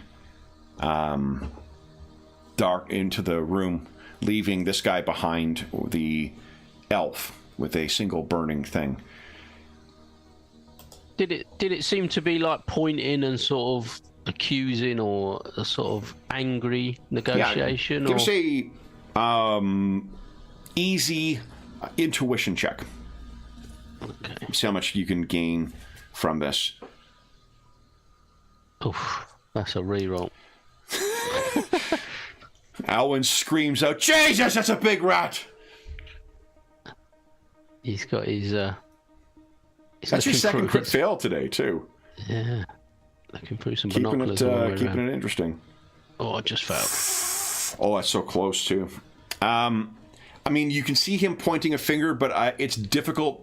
His movements are so inhuman. It's difficult to tell whether they're just, that's the way it kind of moves. Because you remember how twitchy and and sort of skitterish that the assassins moved. It could just very well be that's how the Skaven communicate. But this thing gestures at him and then turns and stalks out. And because you get the crit success, you can see there's something large deeper in the room there where the Skaven has moved. The glow at the end of its staff illuminates something big, and then a large group of smaller things, smaller than not only the looming creature in the far room, but also smaller than the horned rat thing in a robe. A larger creature in the room than this horned rat. Yeah, but that's in the room, like the Next room door, that adjoins to wherever you're spying into. So deeper into here, they seem to move into there, leaving him behind. And he seems to be, from the looks of where you can see, you're getting a lot for this crit. You can see that he actually seems to be squatting down here as well. There's a bedroll. There's, the things you would see where people have made meals. Okay.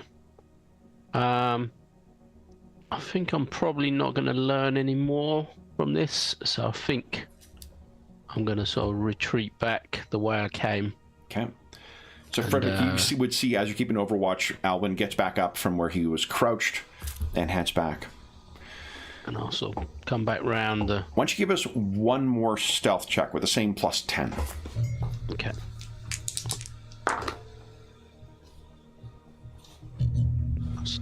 Okay. Great. Nice. Okay. So you make your way back into your Spidey hole. And what do you say? I saw the elf, and I saw a horned Skaven creature. They seem to be communicating. I couldn't tell if one of them was in control or if they were arguing. It was very hard to make out what the discussion was about or whether it went well or not. But this Skaven creature left into an adjoining room, and there seemed to be a larger creature in there as well. along with rats, obviously. So it's true. It's true. They seem to be chatting, these rats, like you said before. He's in communication with them. I mean, as far as I'm aware, I've never heard of Skaven doing any good, so the fact that he's communicating with them at all doesn't bode well for him.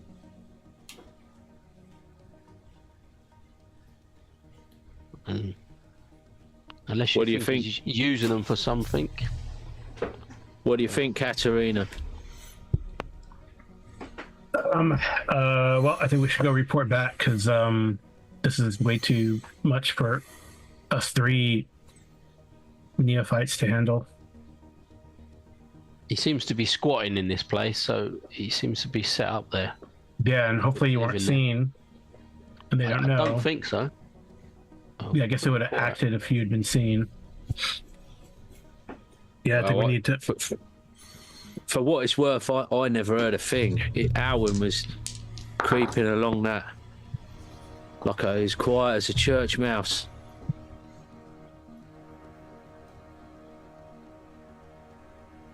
Okay. So I think you're right. Let's head back and I don't know, consider our position.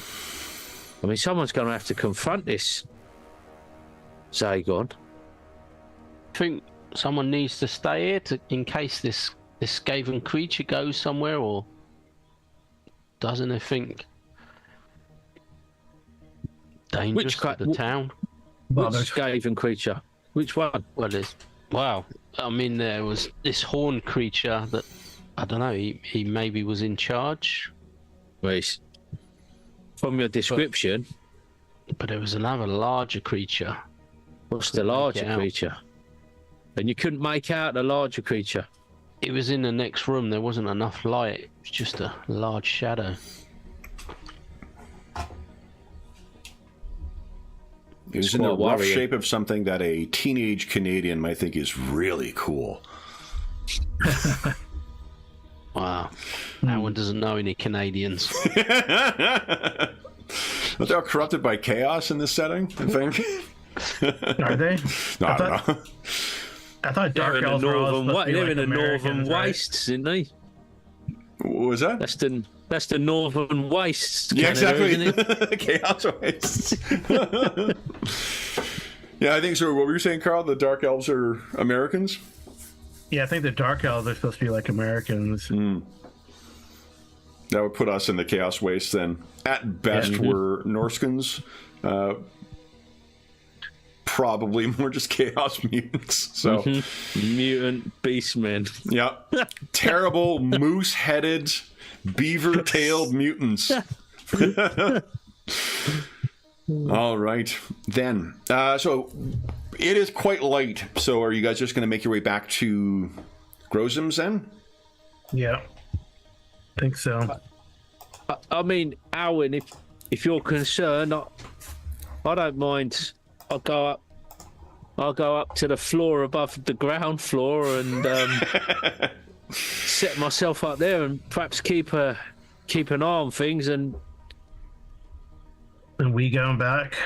yeah, I'll just hunker down. I can't guarantee I won't nod off, but I'll do my best to stay awake and just sort of keep an eye on things. I can always catch up my sleep tomorrow.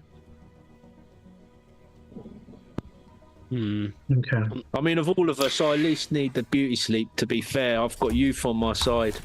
So he says that, Katerina, but you know that he is still Alwyn's more injured, but without a good night's sleep in Grozim's, he's not going to recover from his wounds as quickly, right? And is Frederick, how bad is he? Frederick's down by 7. Alwyn is down by 8. Yeah, it's actually better maybe if I stay then. Honestly, if Katerina stays, she's uninjured. You know, she seems. She actually stayed awake. She stayed awake, and then also, you know, if it comes to trouble, then I can always say, well, you know, I'm here on behalf of Shalia. Sorry, you know, for the, you know what I mean. I can try to play it off that I'm here on a Official business. missionary mission. Like I found this place to camp out in, and I'm gonna go tend to the poor people here. Type of thing. You're looking to set up a soup kitchen or something. Yeah. Yeah. I'm looking for. Oh, and well, and if I get caught, I go. Oh, I heard the bakery was abandoned. So that'd be a great place for a soup kitchen. Yep. Okay. So then, if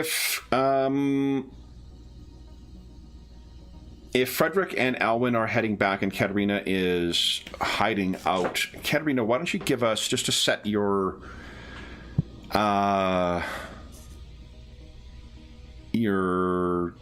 efforts at hiding, give us let's make it an easy stealth check. As far as you know, you haven't been discovered yet. Yeah.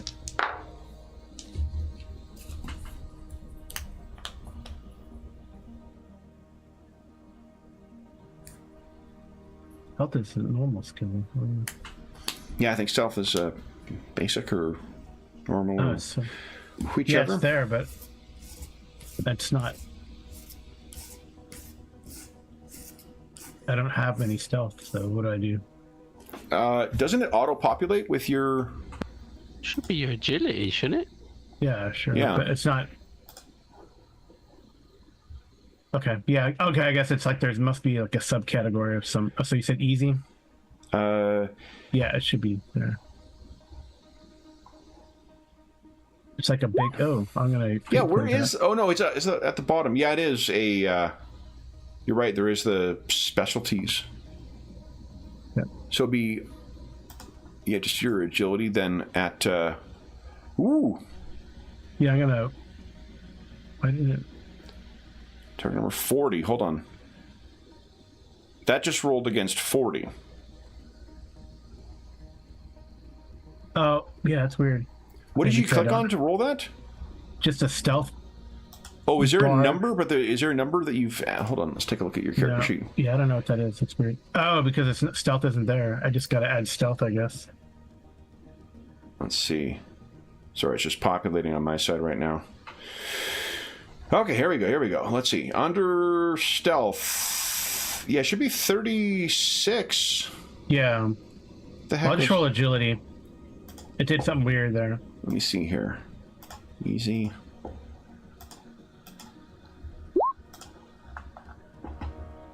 Yeah, I had the exact same result. That's really weird. I wonder if it's... Hold on. What's going on here? I've got the name in there on mine. I've got stealth written in there. Yeah. Yeah, I don't know why Can you mine's add it not in there. manually or? Here, I tried Does that editing make it any again. Let's difference? see if this... Oh, you put urban stealth, yeah. There you go. Okay, that seems to work.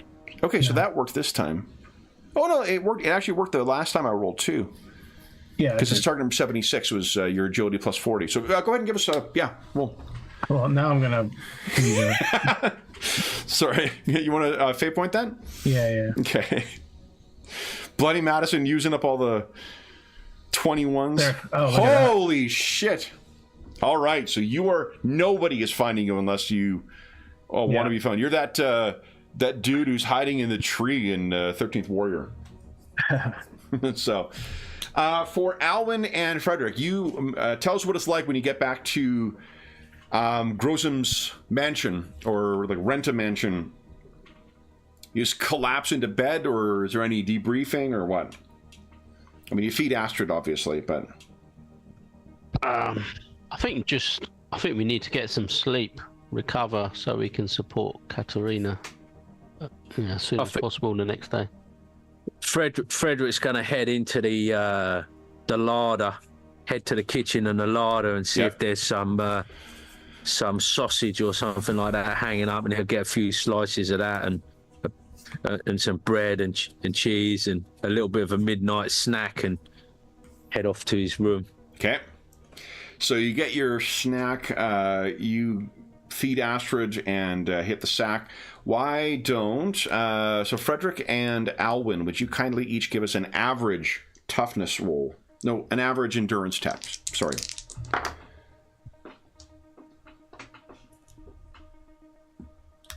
Okay. What is your toughness bonus, Alwyn? 4. You recover 6 wounds overnight. That's good. And Frederick, what is your toughness bonus? Toughness bonus is. So we said 10's Is digit of your... that under combat? under stats. Sure, just or the just a bottom 10's number. digit in your of your toughness. Oh yeah, I see it. Yeah, 4. 4. All right, so that roll would give you 2 points back. Do you want to fate point that? Yeah, I'll fate point that. Okay. I mean, technically we're rolling Nice. fortune points, not fate points, but... Yeah, that's lousy. So Yeah, because your toughness bonus plus your success level is how much you recover overnight. yeah.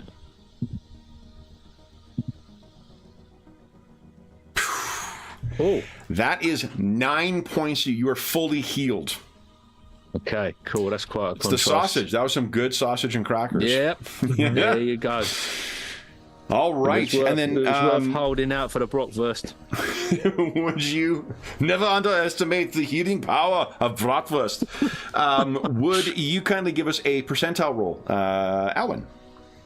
Let's see how Astrid does overnight. She gets some bratwurst as well, apparently, because she is fully healed as well. Yeah. It's a bratwurst of healing. You know what would have that is Brancolonia. Brancolonia, the spaghetti Western D&D setting thing. That is absolutely I don't what... know that. Oh my god! Yeah, Is it's that an old setting or a no recent new one. thing? New one. It was an Italian publisher. They put out. They've got like a lot of their products have a distinctly tongue-in-cheek quality to them, but it's Italian folk stuff mixed with D&D, mixed with spaghetti westerns. And they have some terrific like Star Wars like in jokes with the thing. So their first campaign is called The Empire Wax Back. Caps out at level 5. There's great rules for tavern brawling. Every character starts being wanted for some crime, whether they did it or not. It looks like a shit ton of fun. It's pretty wacky. Yeah, definitely. Yeah. And then you can play like, animated dolls or like a haunted suit of armor or, the Scions of Giants. Yeah, it's a really very, very, very clever setting. I don't know. I think the only reason I haven't got it to the table yet is only because we've been occupied with other stuff. Definitely an excuse for the latter half of the year to get that one. It's all 5e powered. So very easy to pick up. You very could easy run to learn. quite a good festive one with that, couldn't you? Like almost like a Christmas thing. That is an excellent idea. Yeah. Yeah. I think you might be able to play a cat as well. Like a Puss in Boots kind of thing. Yeah, So, yeah, it's really You quite... could do Shrek. You could do Shrek. You really could do Shrek. All right. So with the full night's sleep, Katerina, what you find is by morning. Why don't you give us, Katerina? You've been pretty good at this thus far. No one's going to find you. Knowing that there are Skaven in there, we're going to make it an easy toughness or easy endurance check, please, to see if you nod off. But I think there's a very good chance of you not doing that. Easy toughness. Yeah, endurance check, please. Oh. Might actually have him. Let me see if I have him. Yeah, I do have a little bit more endurance. That's what I figured. Yeah, there's a good chance you have more in the skills. And it'll be an easy check. No problem. Yeah, so there's important work afoot here. And what more than rats spreads disease? So I think you definitely have a vested interest in keeping watch. I mentioned that, or I wanted to know whether you fell asleep, because what you would see is early in the morning, your elvish, not outlaw, the, what's the word I'm looking for here? The mage? Yeah, it's not the mage, but there's whoever's on the run,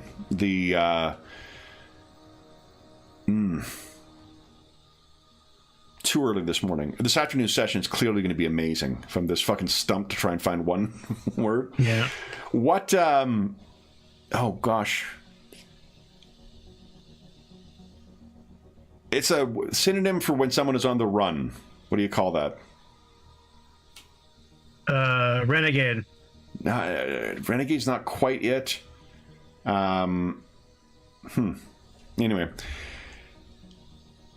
Would it be fugitive? Fugitive. Thank you. That is precisely what I'm thinking of. It also explains why I kept thinking of Tommy Lee Jones's face. So what, the fugitive, you see he gets out, he furtively looks around, and then begins making his way elsewhere. Huh. So Guess I try to follow him. Should I try to follow him? Where's this guy going? Or do you go into the bakery? Well, those bad guys are in the bakery, we think. There was something that Exposition Grandma mentioned last time, though. What was that? I don't remember. Do you recall that she mentioned it had access to the sewers? That the bakery had access to the sewers. Yeah. Yeah. So, Katerina, you see him walk. What are you thinking? I don't know. He's probably up. I feel like he might be up to no good, so I'll follow him. Okay. Honestly, because if I go in there and then I don't want to deal with the sewers. No, or the Skaven, right? Or any Skaven guards or whatever. She's gonna try to follow him. Okay. So then that would be... I don't think there is like a shadowing Nah, it's just skill. So it'd be stealth, I think. stealth again. Yeah. The challenging. Yeah.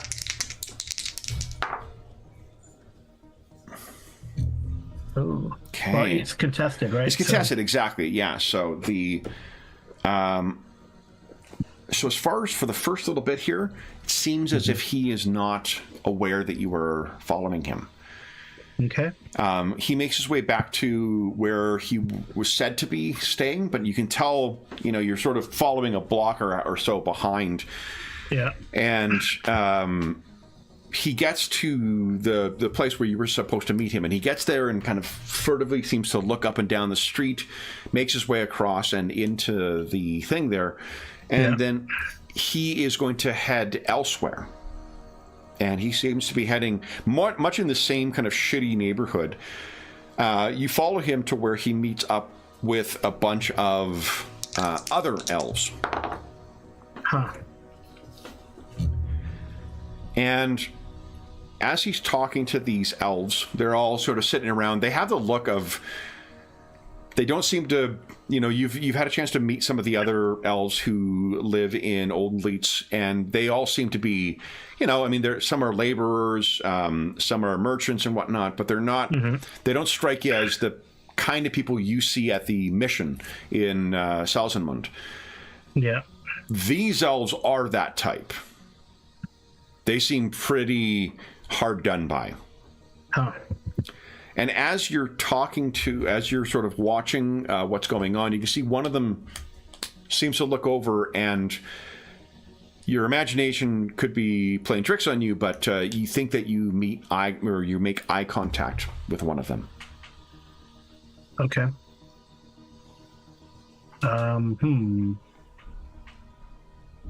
you wish to try and hide, or do you wish to take other steps? You're kind of in a shittier neighborhood anyway, so plenty I might try to... If they spotted me, if I try to hide, that's suspicious. I'm gonna put my hand up. If he acknowledges me, then I'll come out. Okay. That's fine. Sure. If you put your hand up, he leans in and says something to the wizard, to Zakon, who kind of looks back over and sees you there. And he leans in and says something to his to the other elves. He walks kind of through them and then to an alleyway. He spies a look back, and the group of 3 elves begin making their way over towards you. Okay. I'm going to say blessings of Shalia upon you. I am here. I see that this is not the best of neighborhoods, and when I try to come to places, I look around and see if I can help.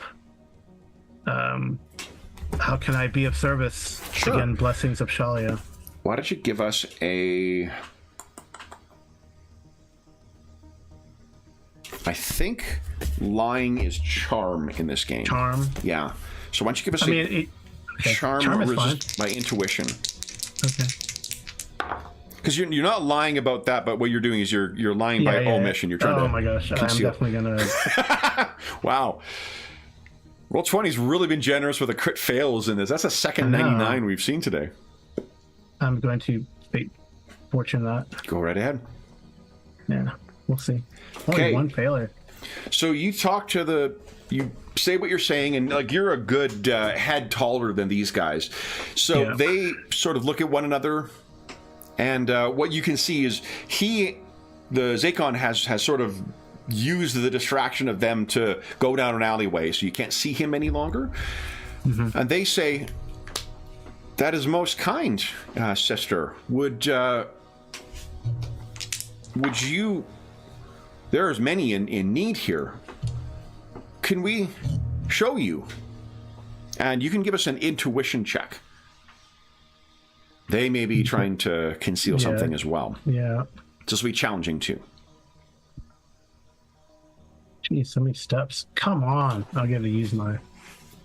Can't.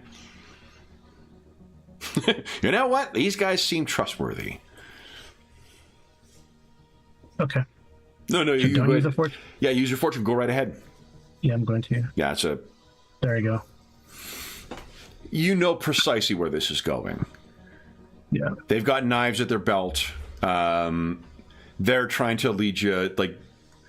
It seems you've been rousted, and they're trying to deal with you. What is... Because you got 3 success levels in it, too.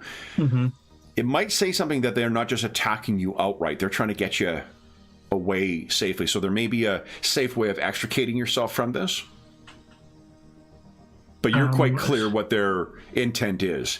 Is like that old woman's... I don't want to put her in danger. So I'm going to say, I can perform prayers out here in the open. Shalia does not hide. I don't need to go anywhere. You are here already. No, those who are in need are unable to. Let us show you, sister. This way. Well, tell me where it is, and I will... This way. We can show you, sister. I'm gonna... maybe it's time to run. You can't... If you don't want to run, you can just back away. Like, you've got... I'll back away. Back away. Your intuition was good enough that you can tell, like, the fact that they're not jumping you and dragging you in somewhere suggests that maybe this isn't, like... They're not able to just attack in broad daylight a human, priest of Shalia. Yeah. So you're able to... I'll back away, tighten my grip on the quarterstaff. Yeah. I imagine it's working in the seedier parts of... or the more high-end needs, parts of Salzunmund. You probably have just, like, a sense of when, like, okay, there's... I'm getting bad vibes from this. This is going to go really bad. I need to get the fuck out of here. And that's exactly where you are right now. It hasn't got bad, but you know that things are bad. I could try a blessing of conscience. Ooh, what is that? I think... I gotta look. I feel like this is the one that, like, kind of... They can't attack you, or they can't harm you.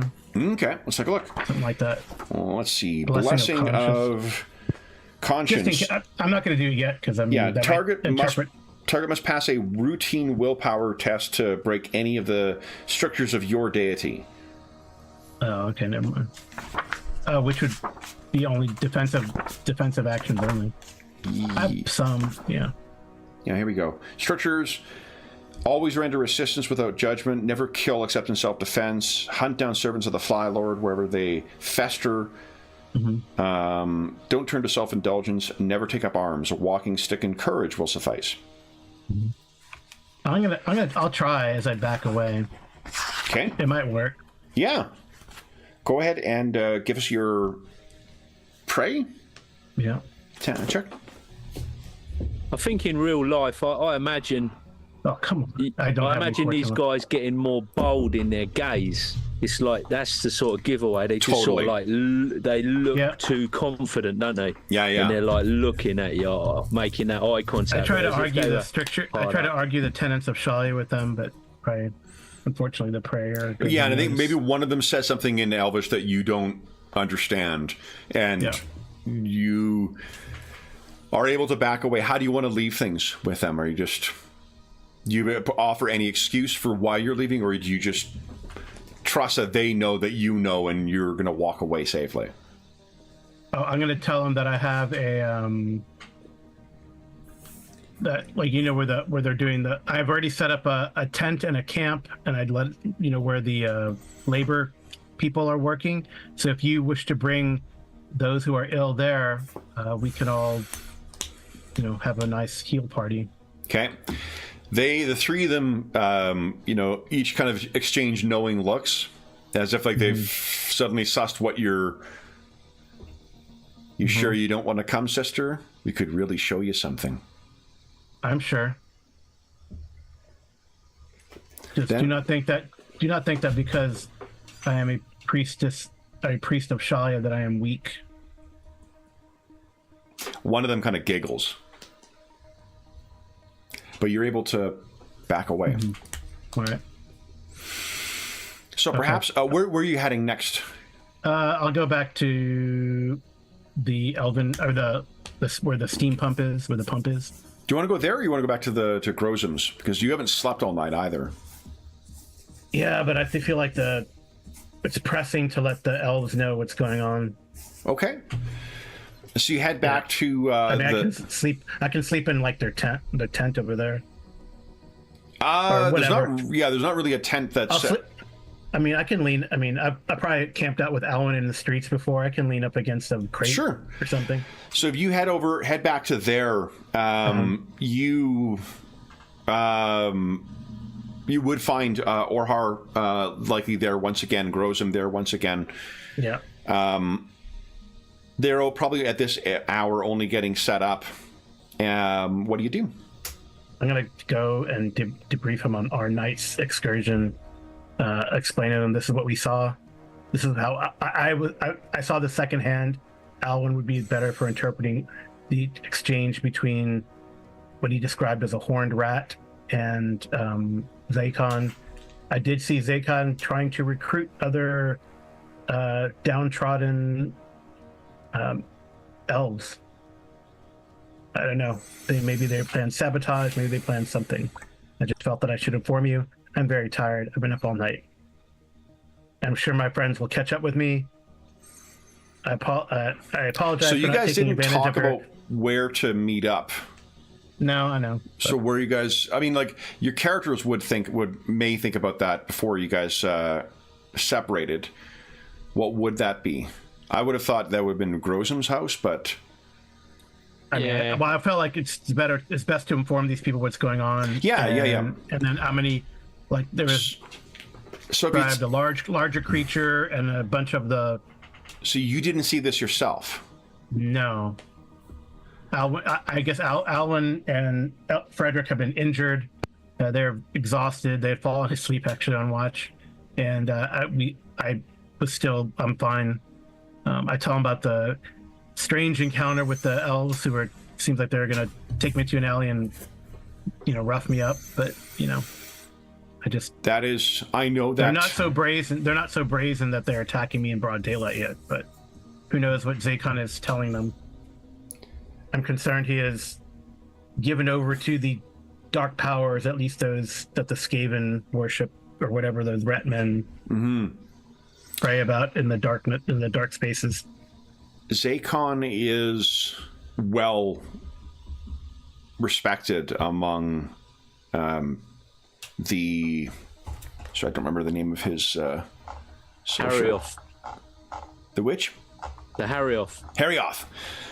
He is well Yes. respected among the Harrioth. Well, that is my concern, that he is.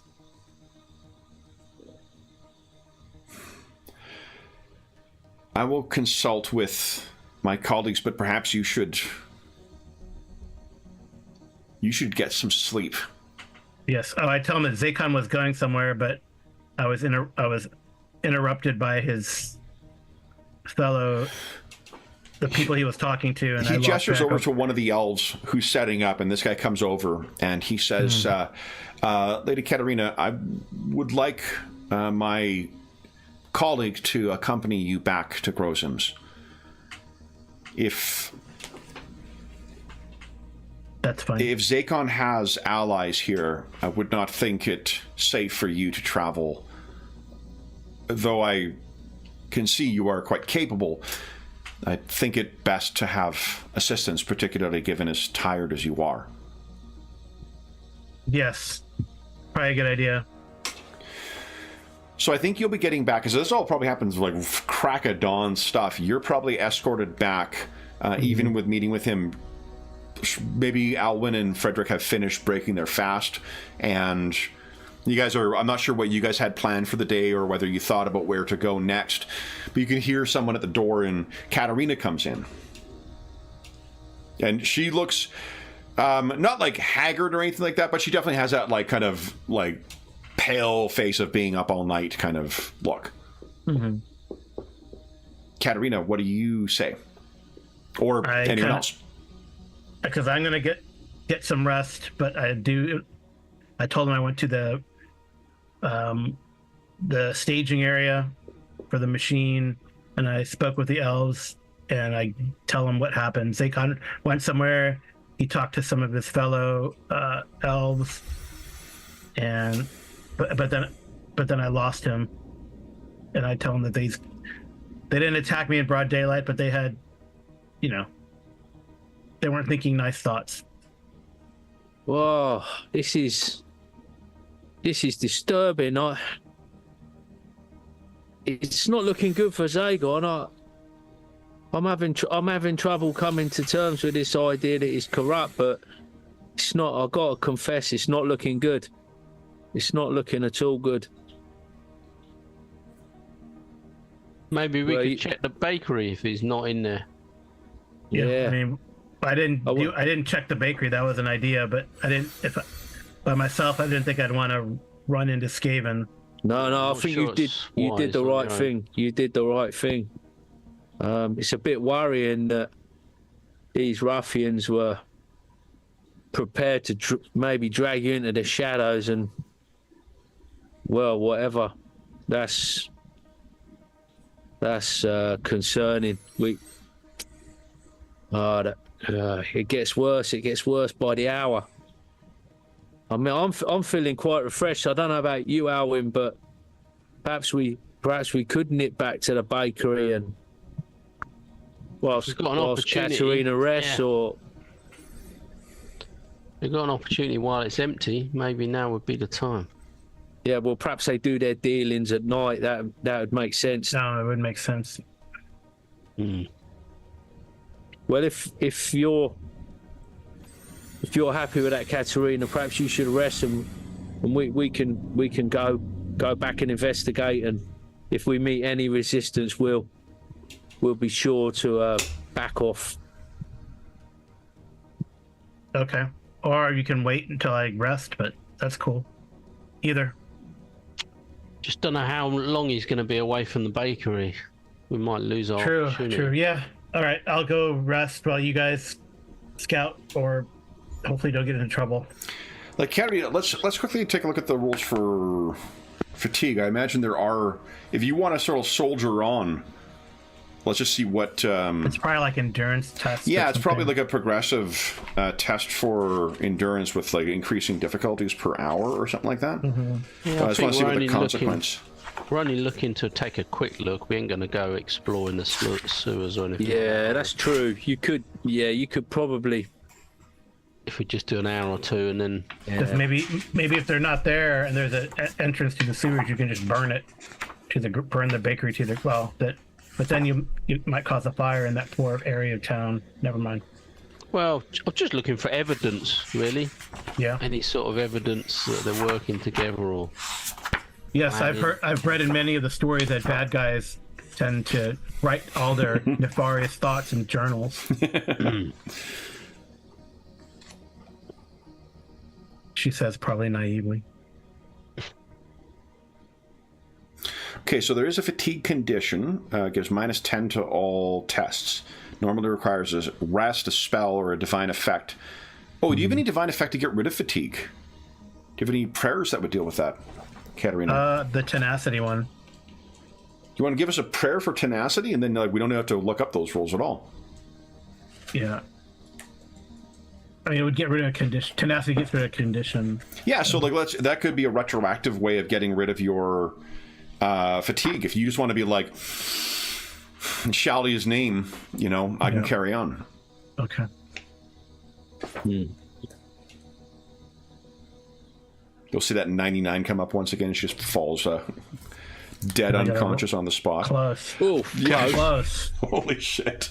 Yeah, No, you I mean, the said 99 would be like that. That 99 would be like that piss off Shalia thing. Oh my god, yeah.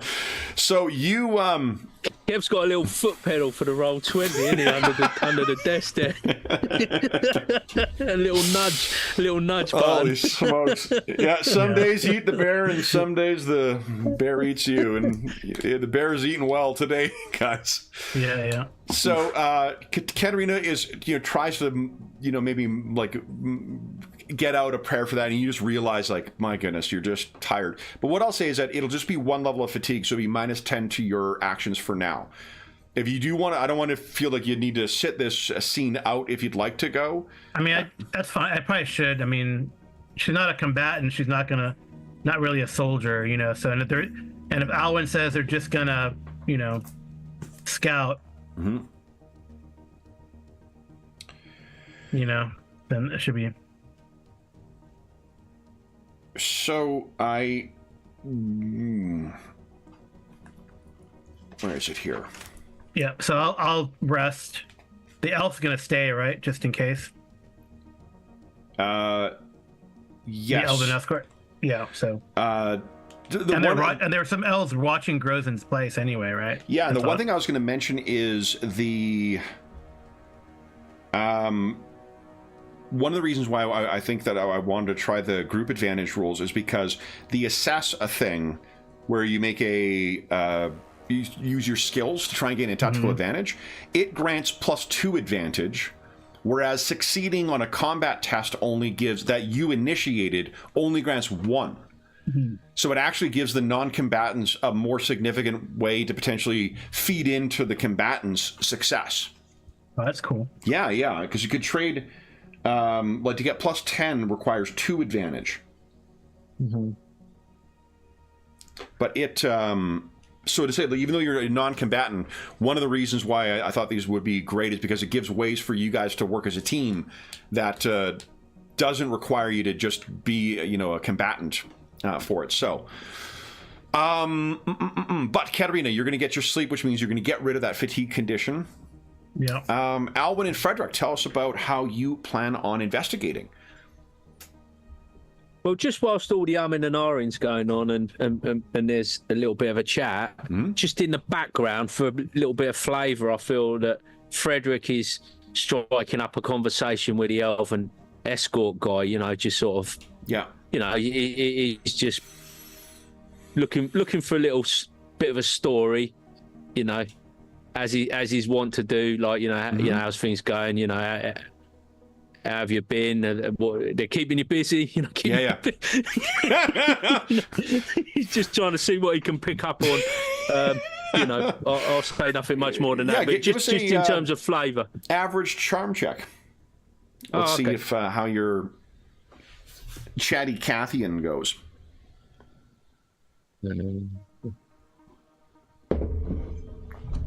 Oh. You want to fortune charm that? Animal? I've rolled the wrong thing. Sorry, I've rolled charm animal because my character sheet is all compressed. I think that a deep-seated racism is really just revealed here. I mean, that's really my goodness. Wow. Hold on, let's do this properly now. Yeah, I did. You're talking to him like you talk to Astrid. Come on in. I'd make a joke of it, but I think Anna will think that there's going to be TREATS on hand, so I don't want to. Right. That's pretty good. Okay, so Nice.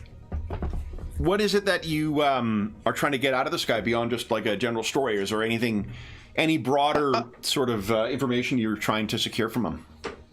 I think he's just trying to find out, maybe get a sense of where he's come from, how he got involved with Orhar, and what his deal is, what is maybe what his general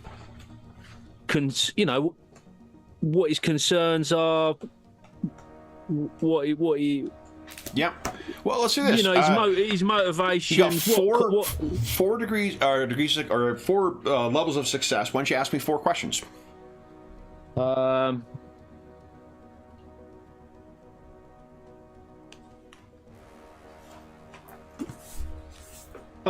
want to ask you.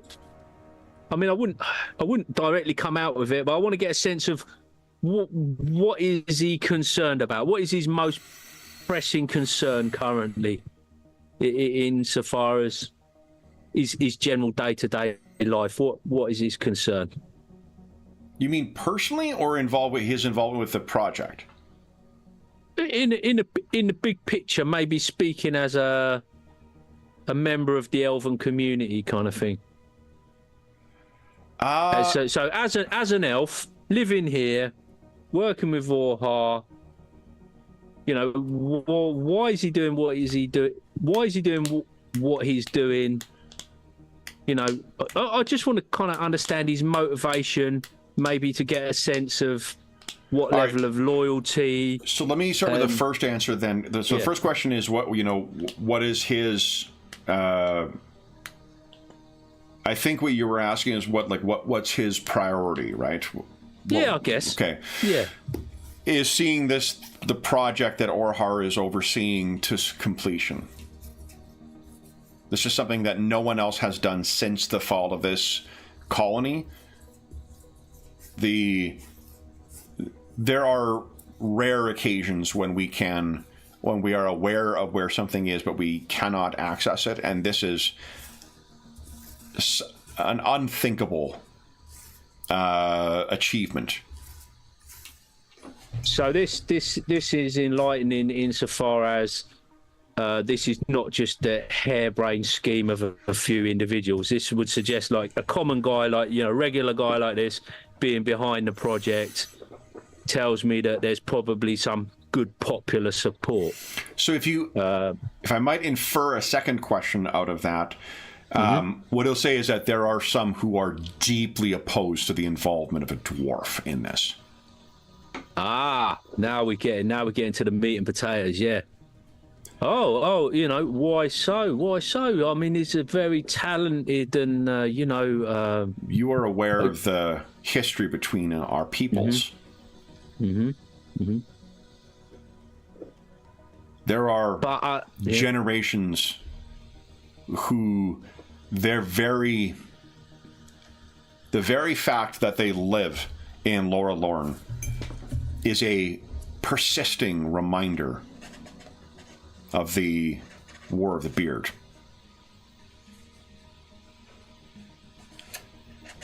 The fact that we are not living here any longer or elsewhere speaks to the atrocities of the dwarves. I'm sure there's an elven word for dwarf, I just don't know it offhand.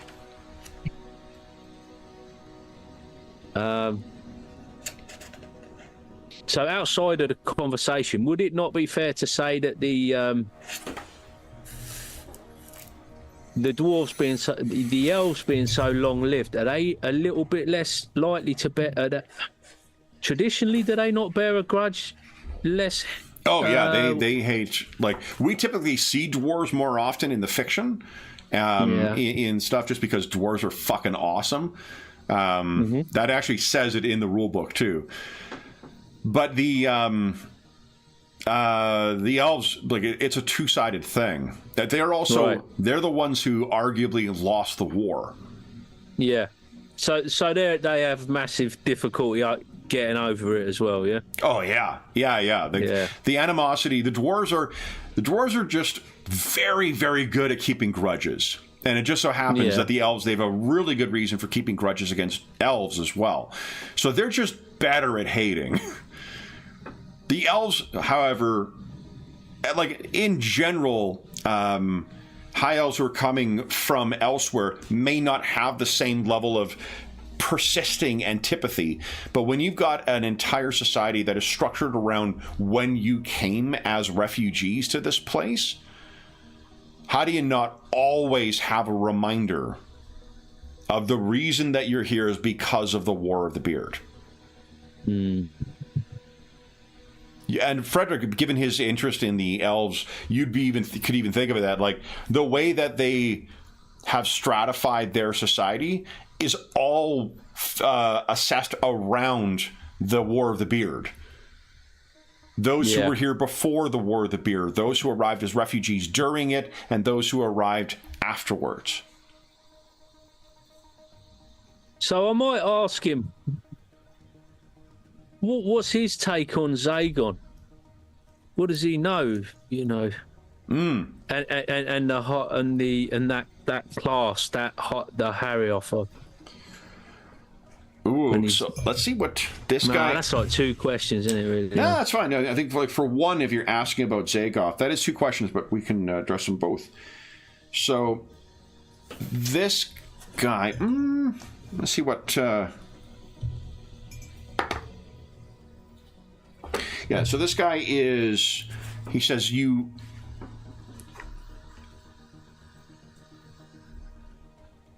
Do you know the kindred among the Aeonir?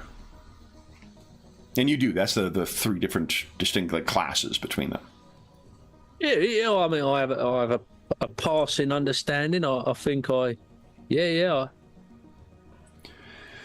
do. I am Fanior. My kind have lived in Alora Lorne since the War of the Beard, but we are not among the families who were there before that conflict emerged. Those are the Torior. Orhar is among the Torior, and those who came after, those who... You have the idea of those who do not have a place in your cities and your communities. Yeah, we do.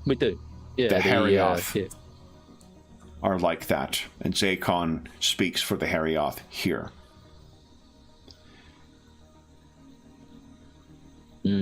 He thinks that his people and his kind should have a stronger say in how this undertaking is to be exercised. And he's among those most vocally opposed to the involvement of a dwarf.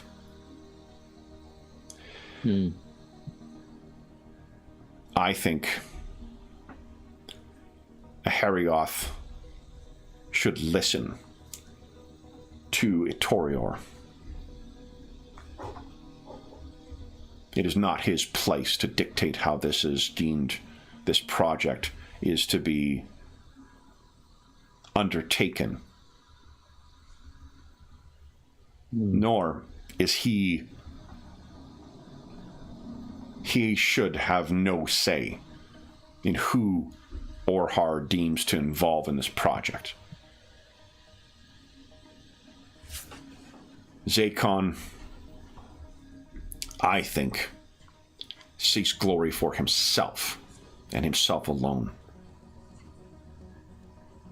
He should have known his place and those of his kind. You give us an intuition check at I think for your interest in elves, this will be easy.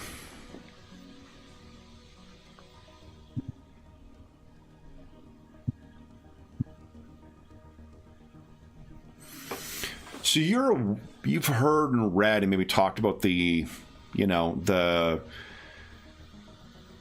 classist kind of like rivalries or attitudes among the elves. This is the first time you're really kind of seeing it in action. Yeah. You really made a good impression on this guy, which is why he's being so candid with you. You also seem to know what he's talking about. So he seems to talk to you, in the way when like someone thinks that you'll be okay with a racist joke or something like that. Yeah, he's on the level, I'm on the like. So he's telling you this stuff as if like, well, you know how they are, Yeah. kind of way. So that is what he seems to be doing with you. He seems to. And I think Frederick's quite good at that, getting on the level with folks, kind of, and maybe just being quiet and listening and not being too judgmental. Because I think he's quite open-minded. It's his youth, and he hasn't really got necessarily firmed up ideas. So it's probably quite genuine. He doesn't have to pretend. He just like listens, and he's like, oh really? Oh, you know, they're that bad, are they? Kind of naivety sort of thing. Yeah. So that is what. It's a toss up whether it's a toss up whether this guy, this elf, as less. Well, does he are the dwarfs worse than the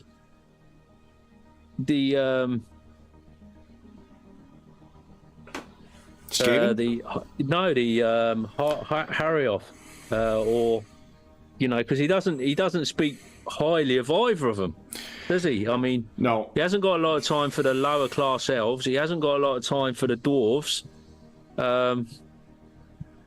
He's also he's not especially tolerant, and he's of the Forior as well.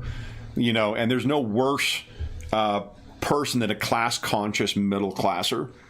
Yeah, he maybe. Yeah, he maybe needs to broaden his horizons a little bit, but I'm certainly not going to point that out to him. He seems quite, you know, he's cotton to you, as the saying. Yeah, I mean, I think Frederick's going to be quite sympathetic, and I imagine he just sort of thinks, you know, I can see this guy's really stuck in the middle. He's probably having to work really hard, and he's perhaps not getting a lot for it, and he's, you know, it's the squeezed middle. It's the squeezed middle of elven society, and you did not see anything like that thus far from Orhar. So this is not. Like, while this guy is giving you insight, he's above it all, really, isn't he, Orhara? I don't think he's under pressure in the way perhaps this guy who's having to really live it. Orhar's got everything's a little bit more padded for him, isn't it? The reality is a little bit more harsh on this guy. Well, I make all the sort of sympathetic nodding and right, yeah, that must be difficult for you, and you know, I'll just do everything I can to kind of nurture that kind of mutual respect. Okay, so so you've got at least one member of their, you know, not retinue, but like the folks who are working with, or the elves who are working with them. Can probably give this guy. I'll obviously would have introduced myself. I'll make sure I get his name. I don't want to put you on the spot with a name or anything. I was just going to grab a book to give you a name here. Because once we give names to characters, you know, we've done this before too, but like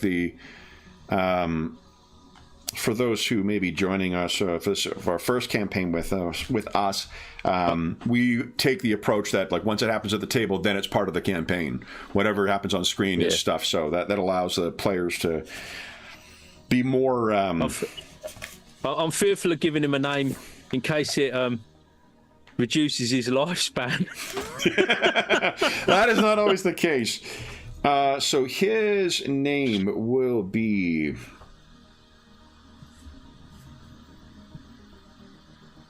Linoryn. Linoryn. The bigot wood elf. Okay. Easy to remember.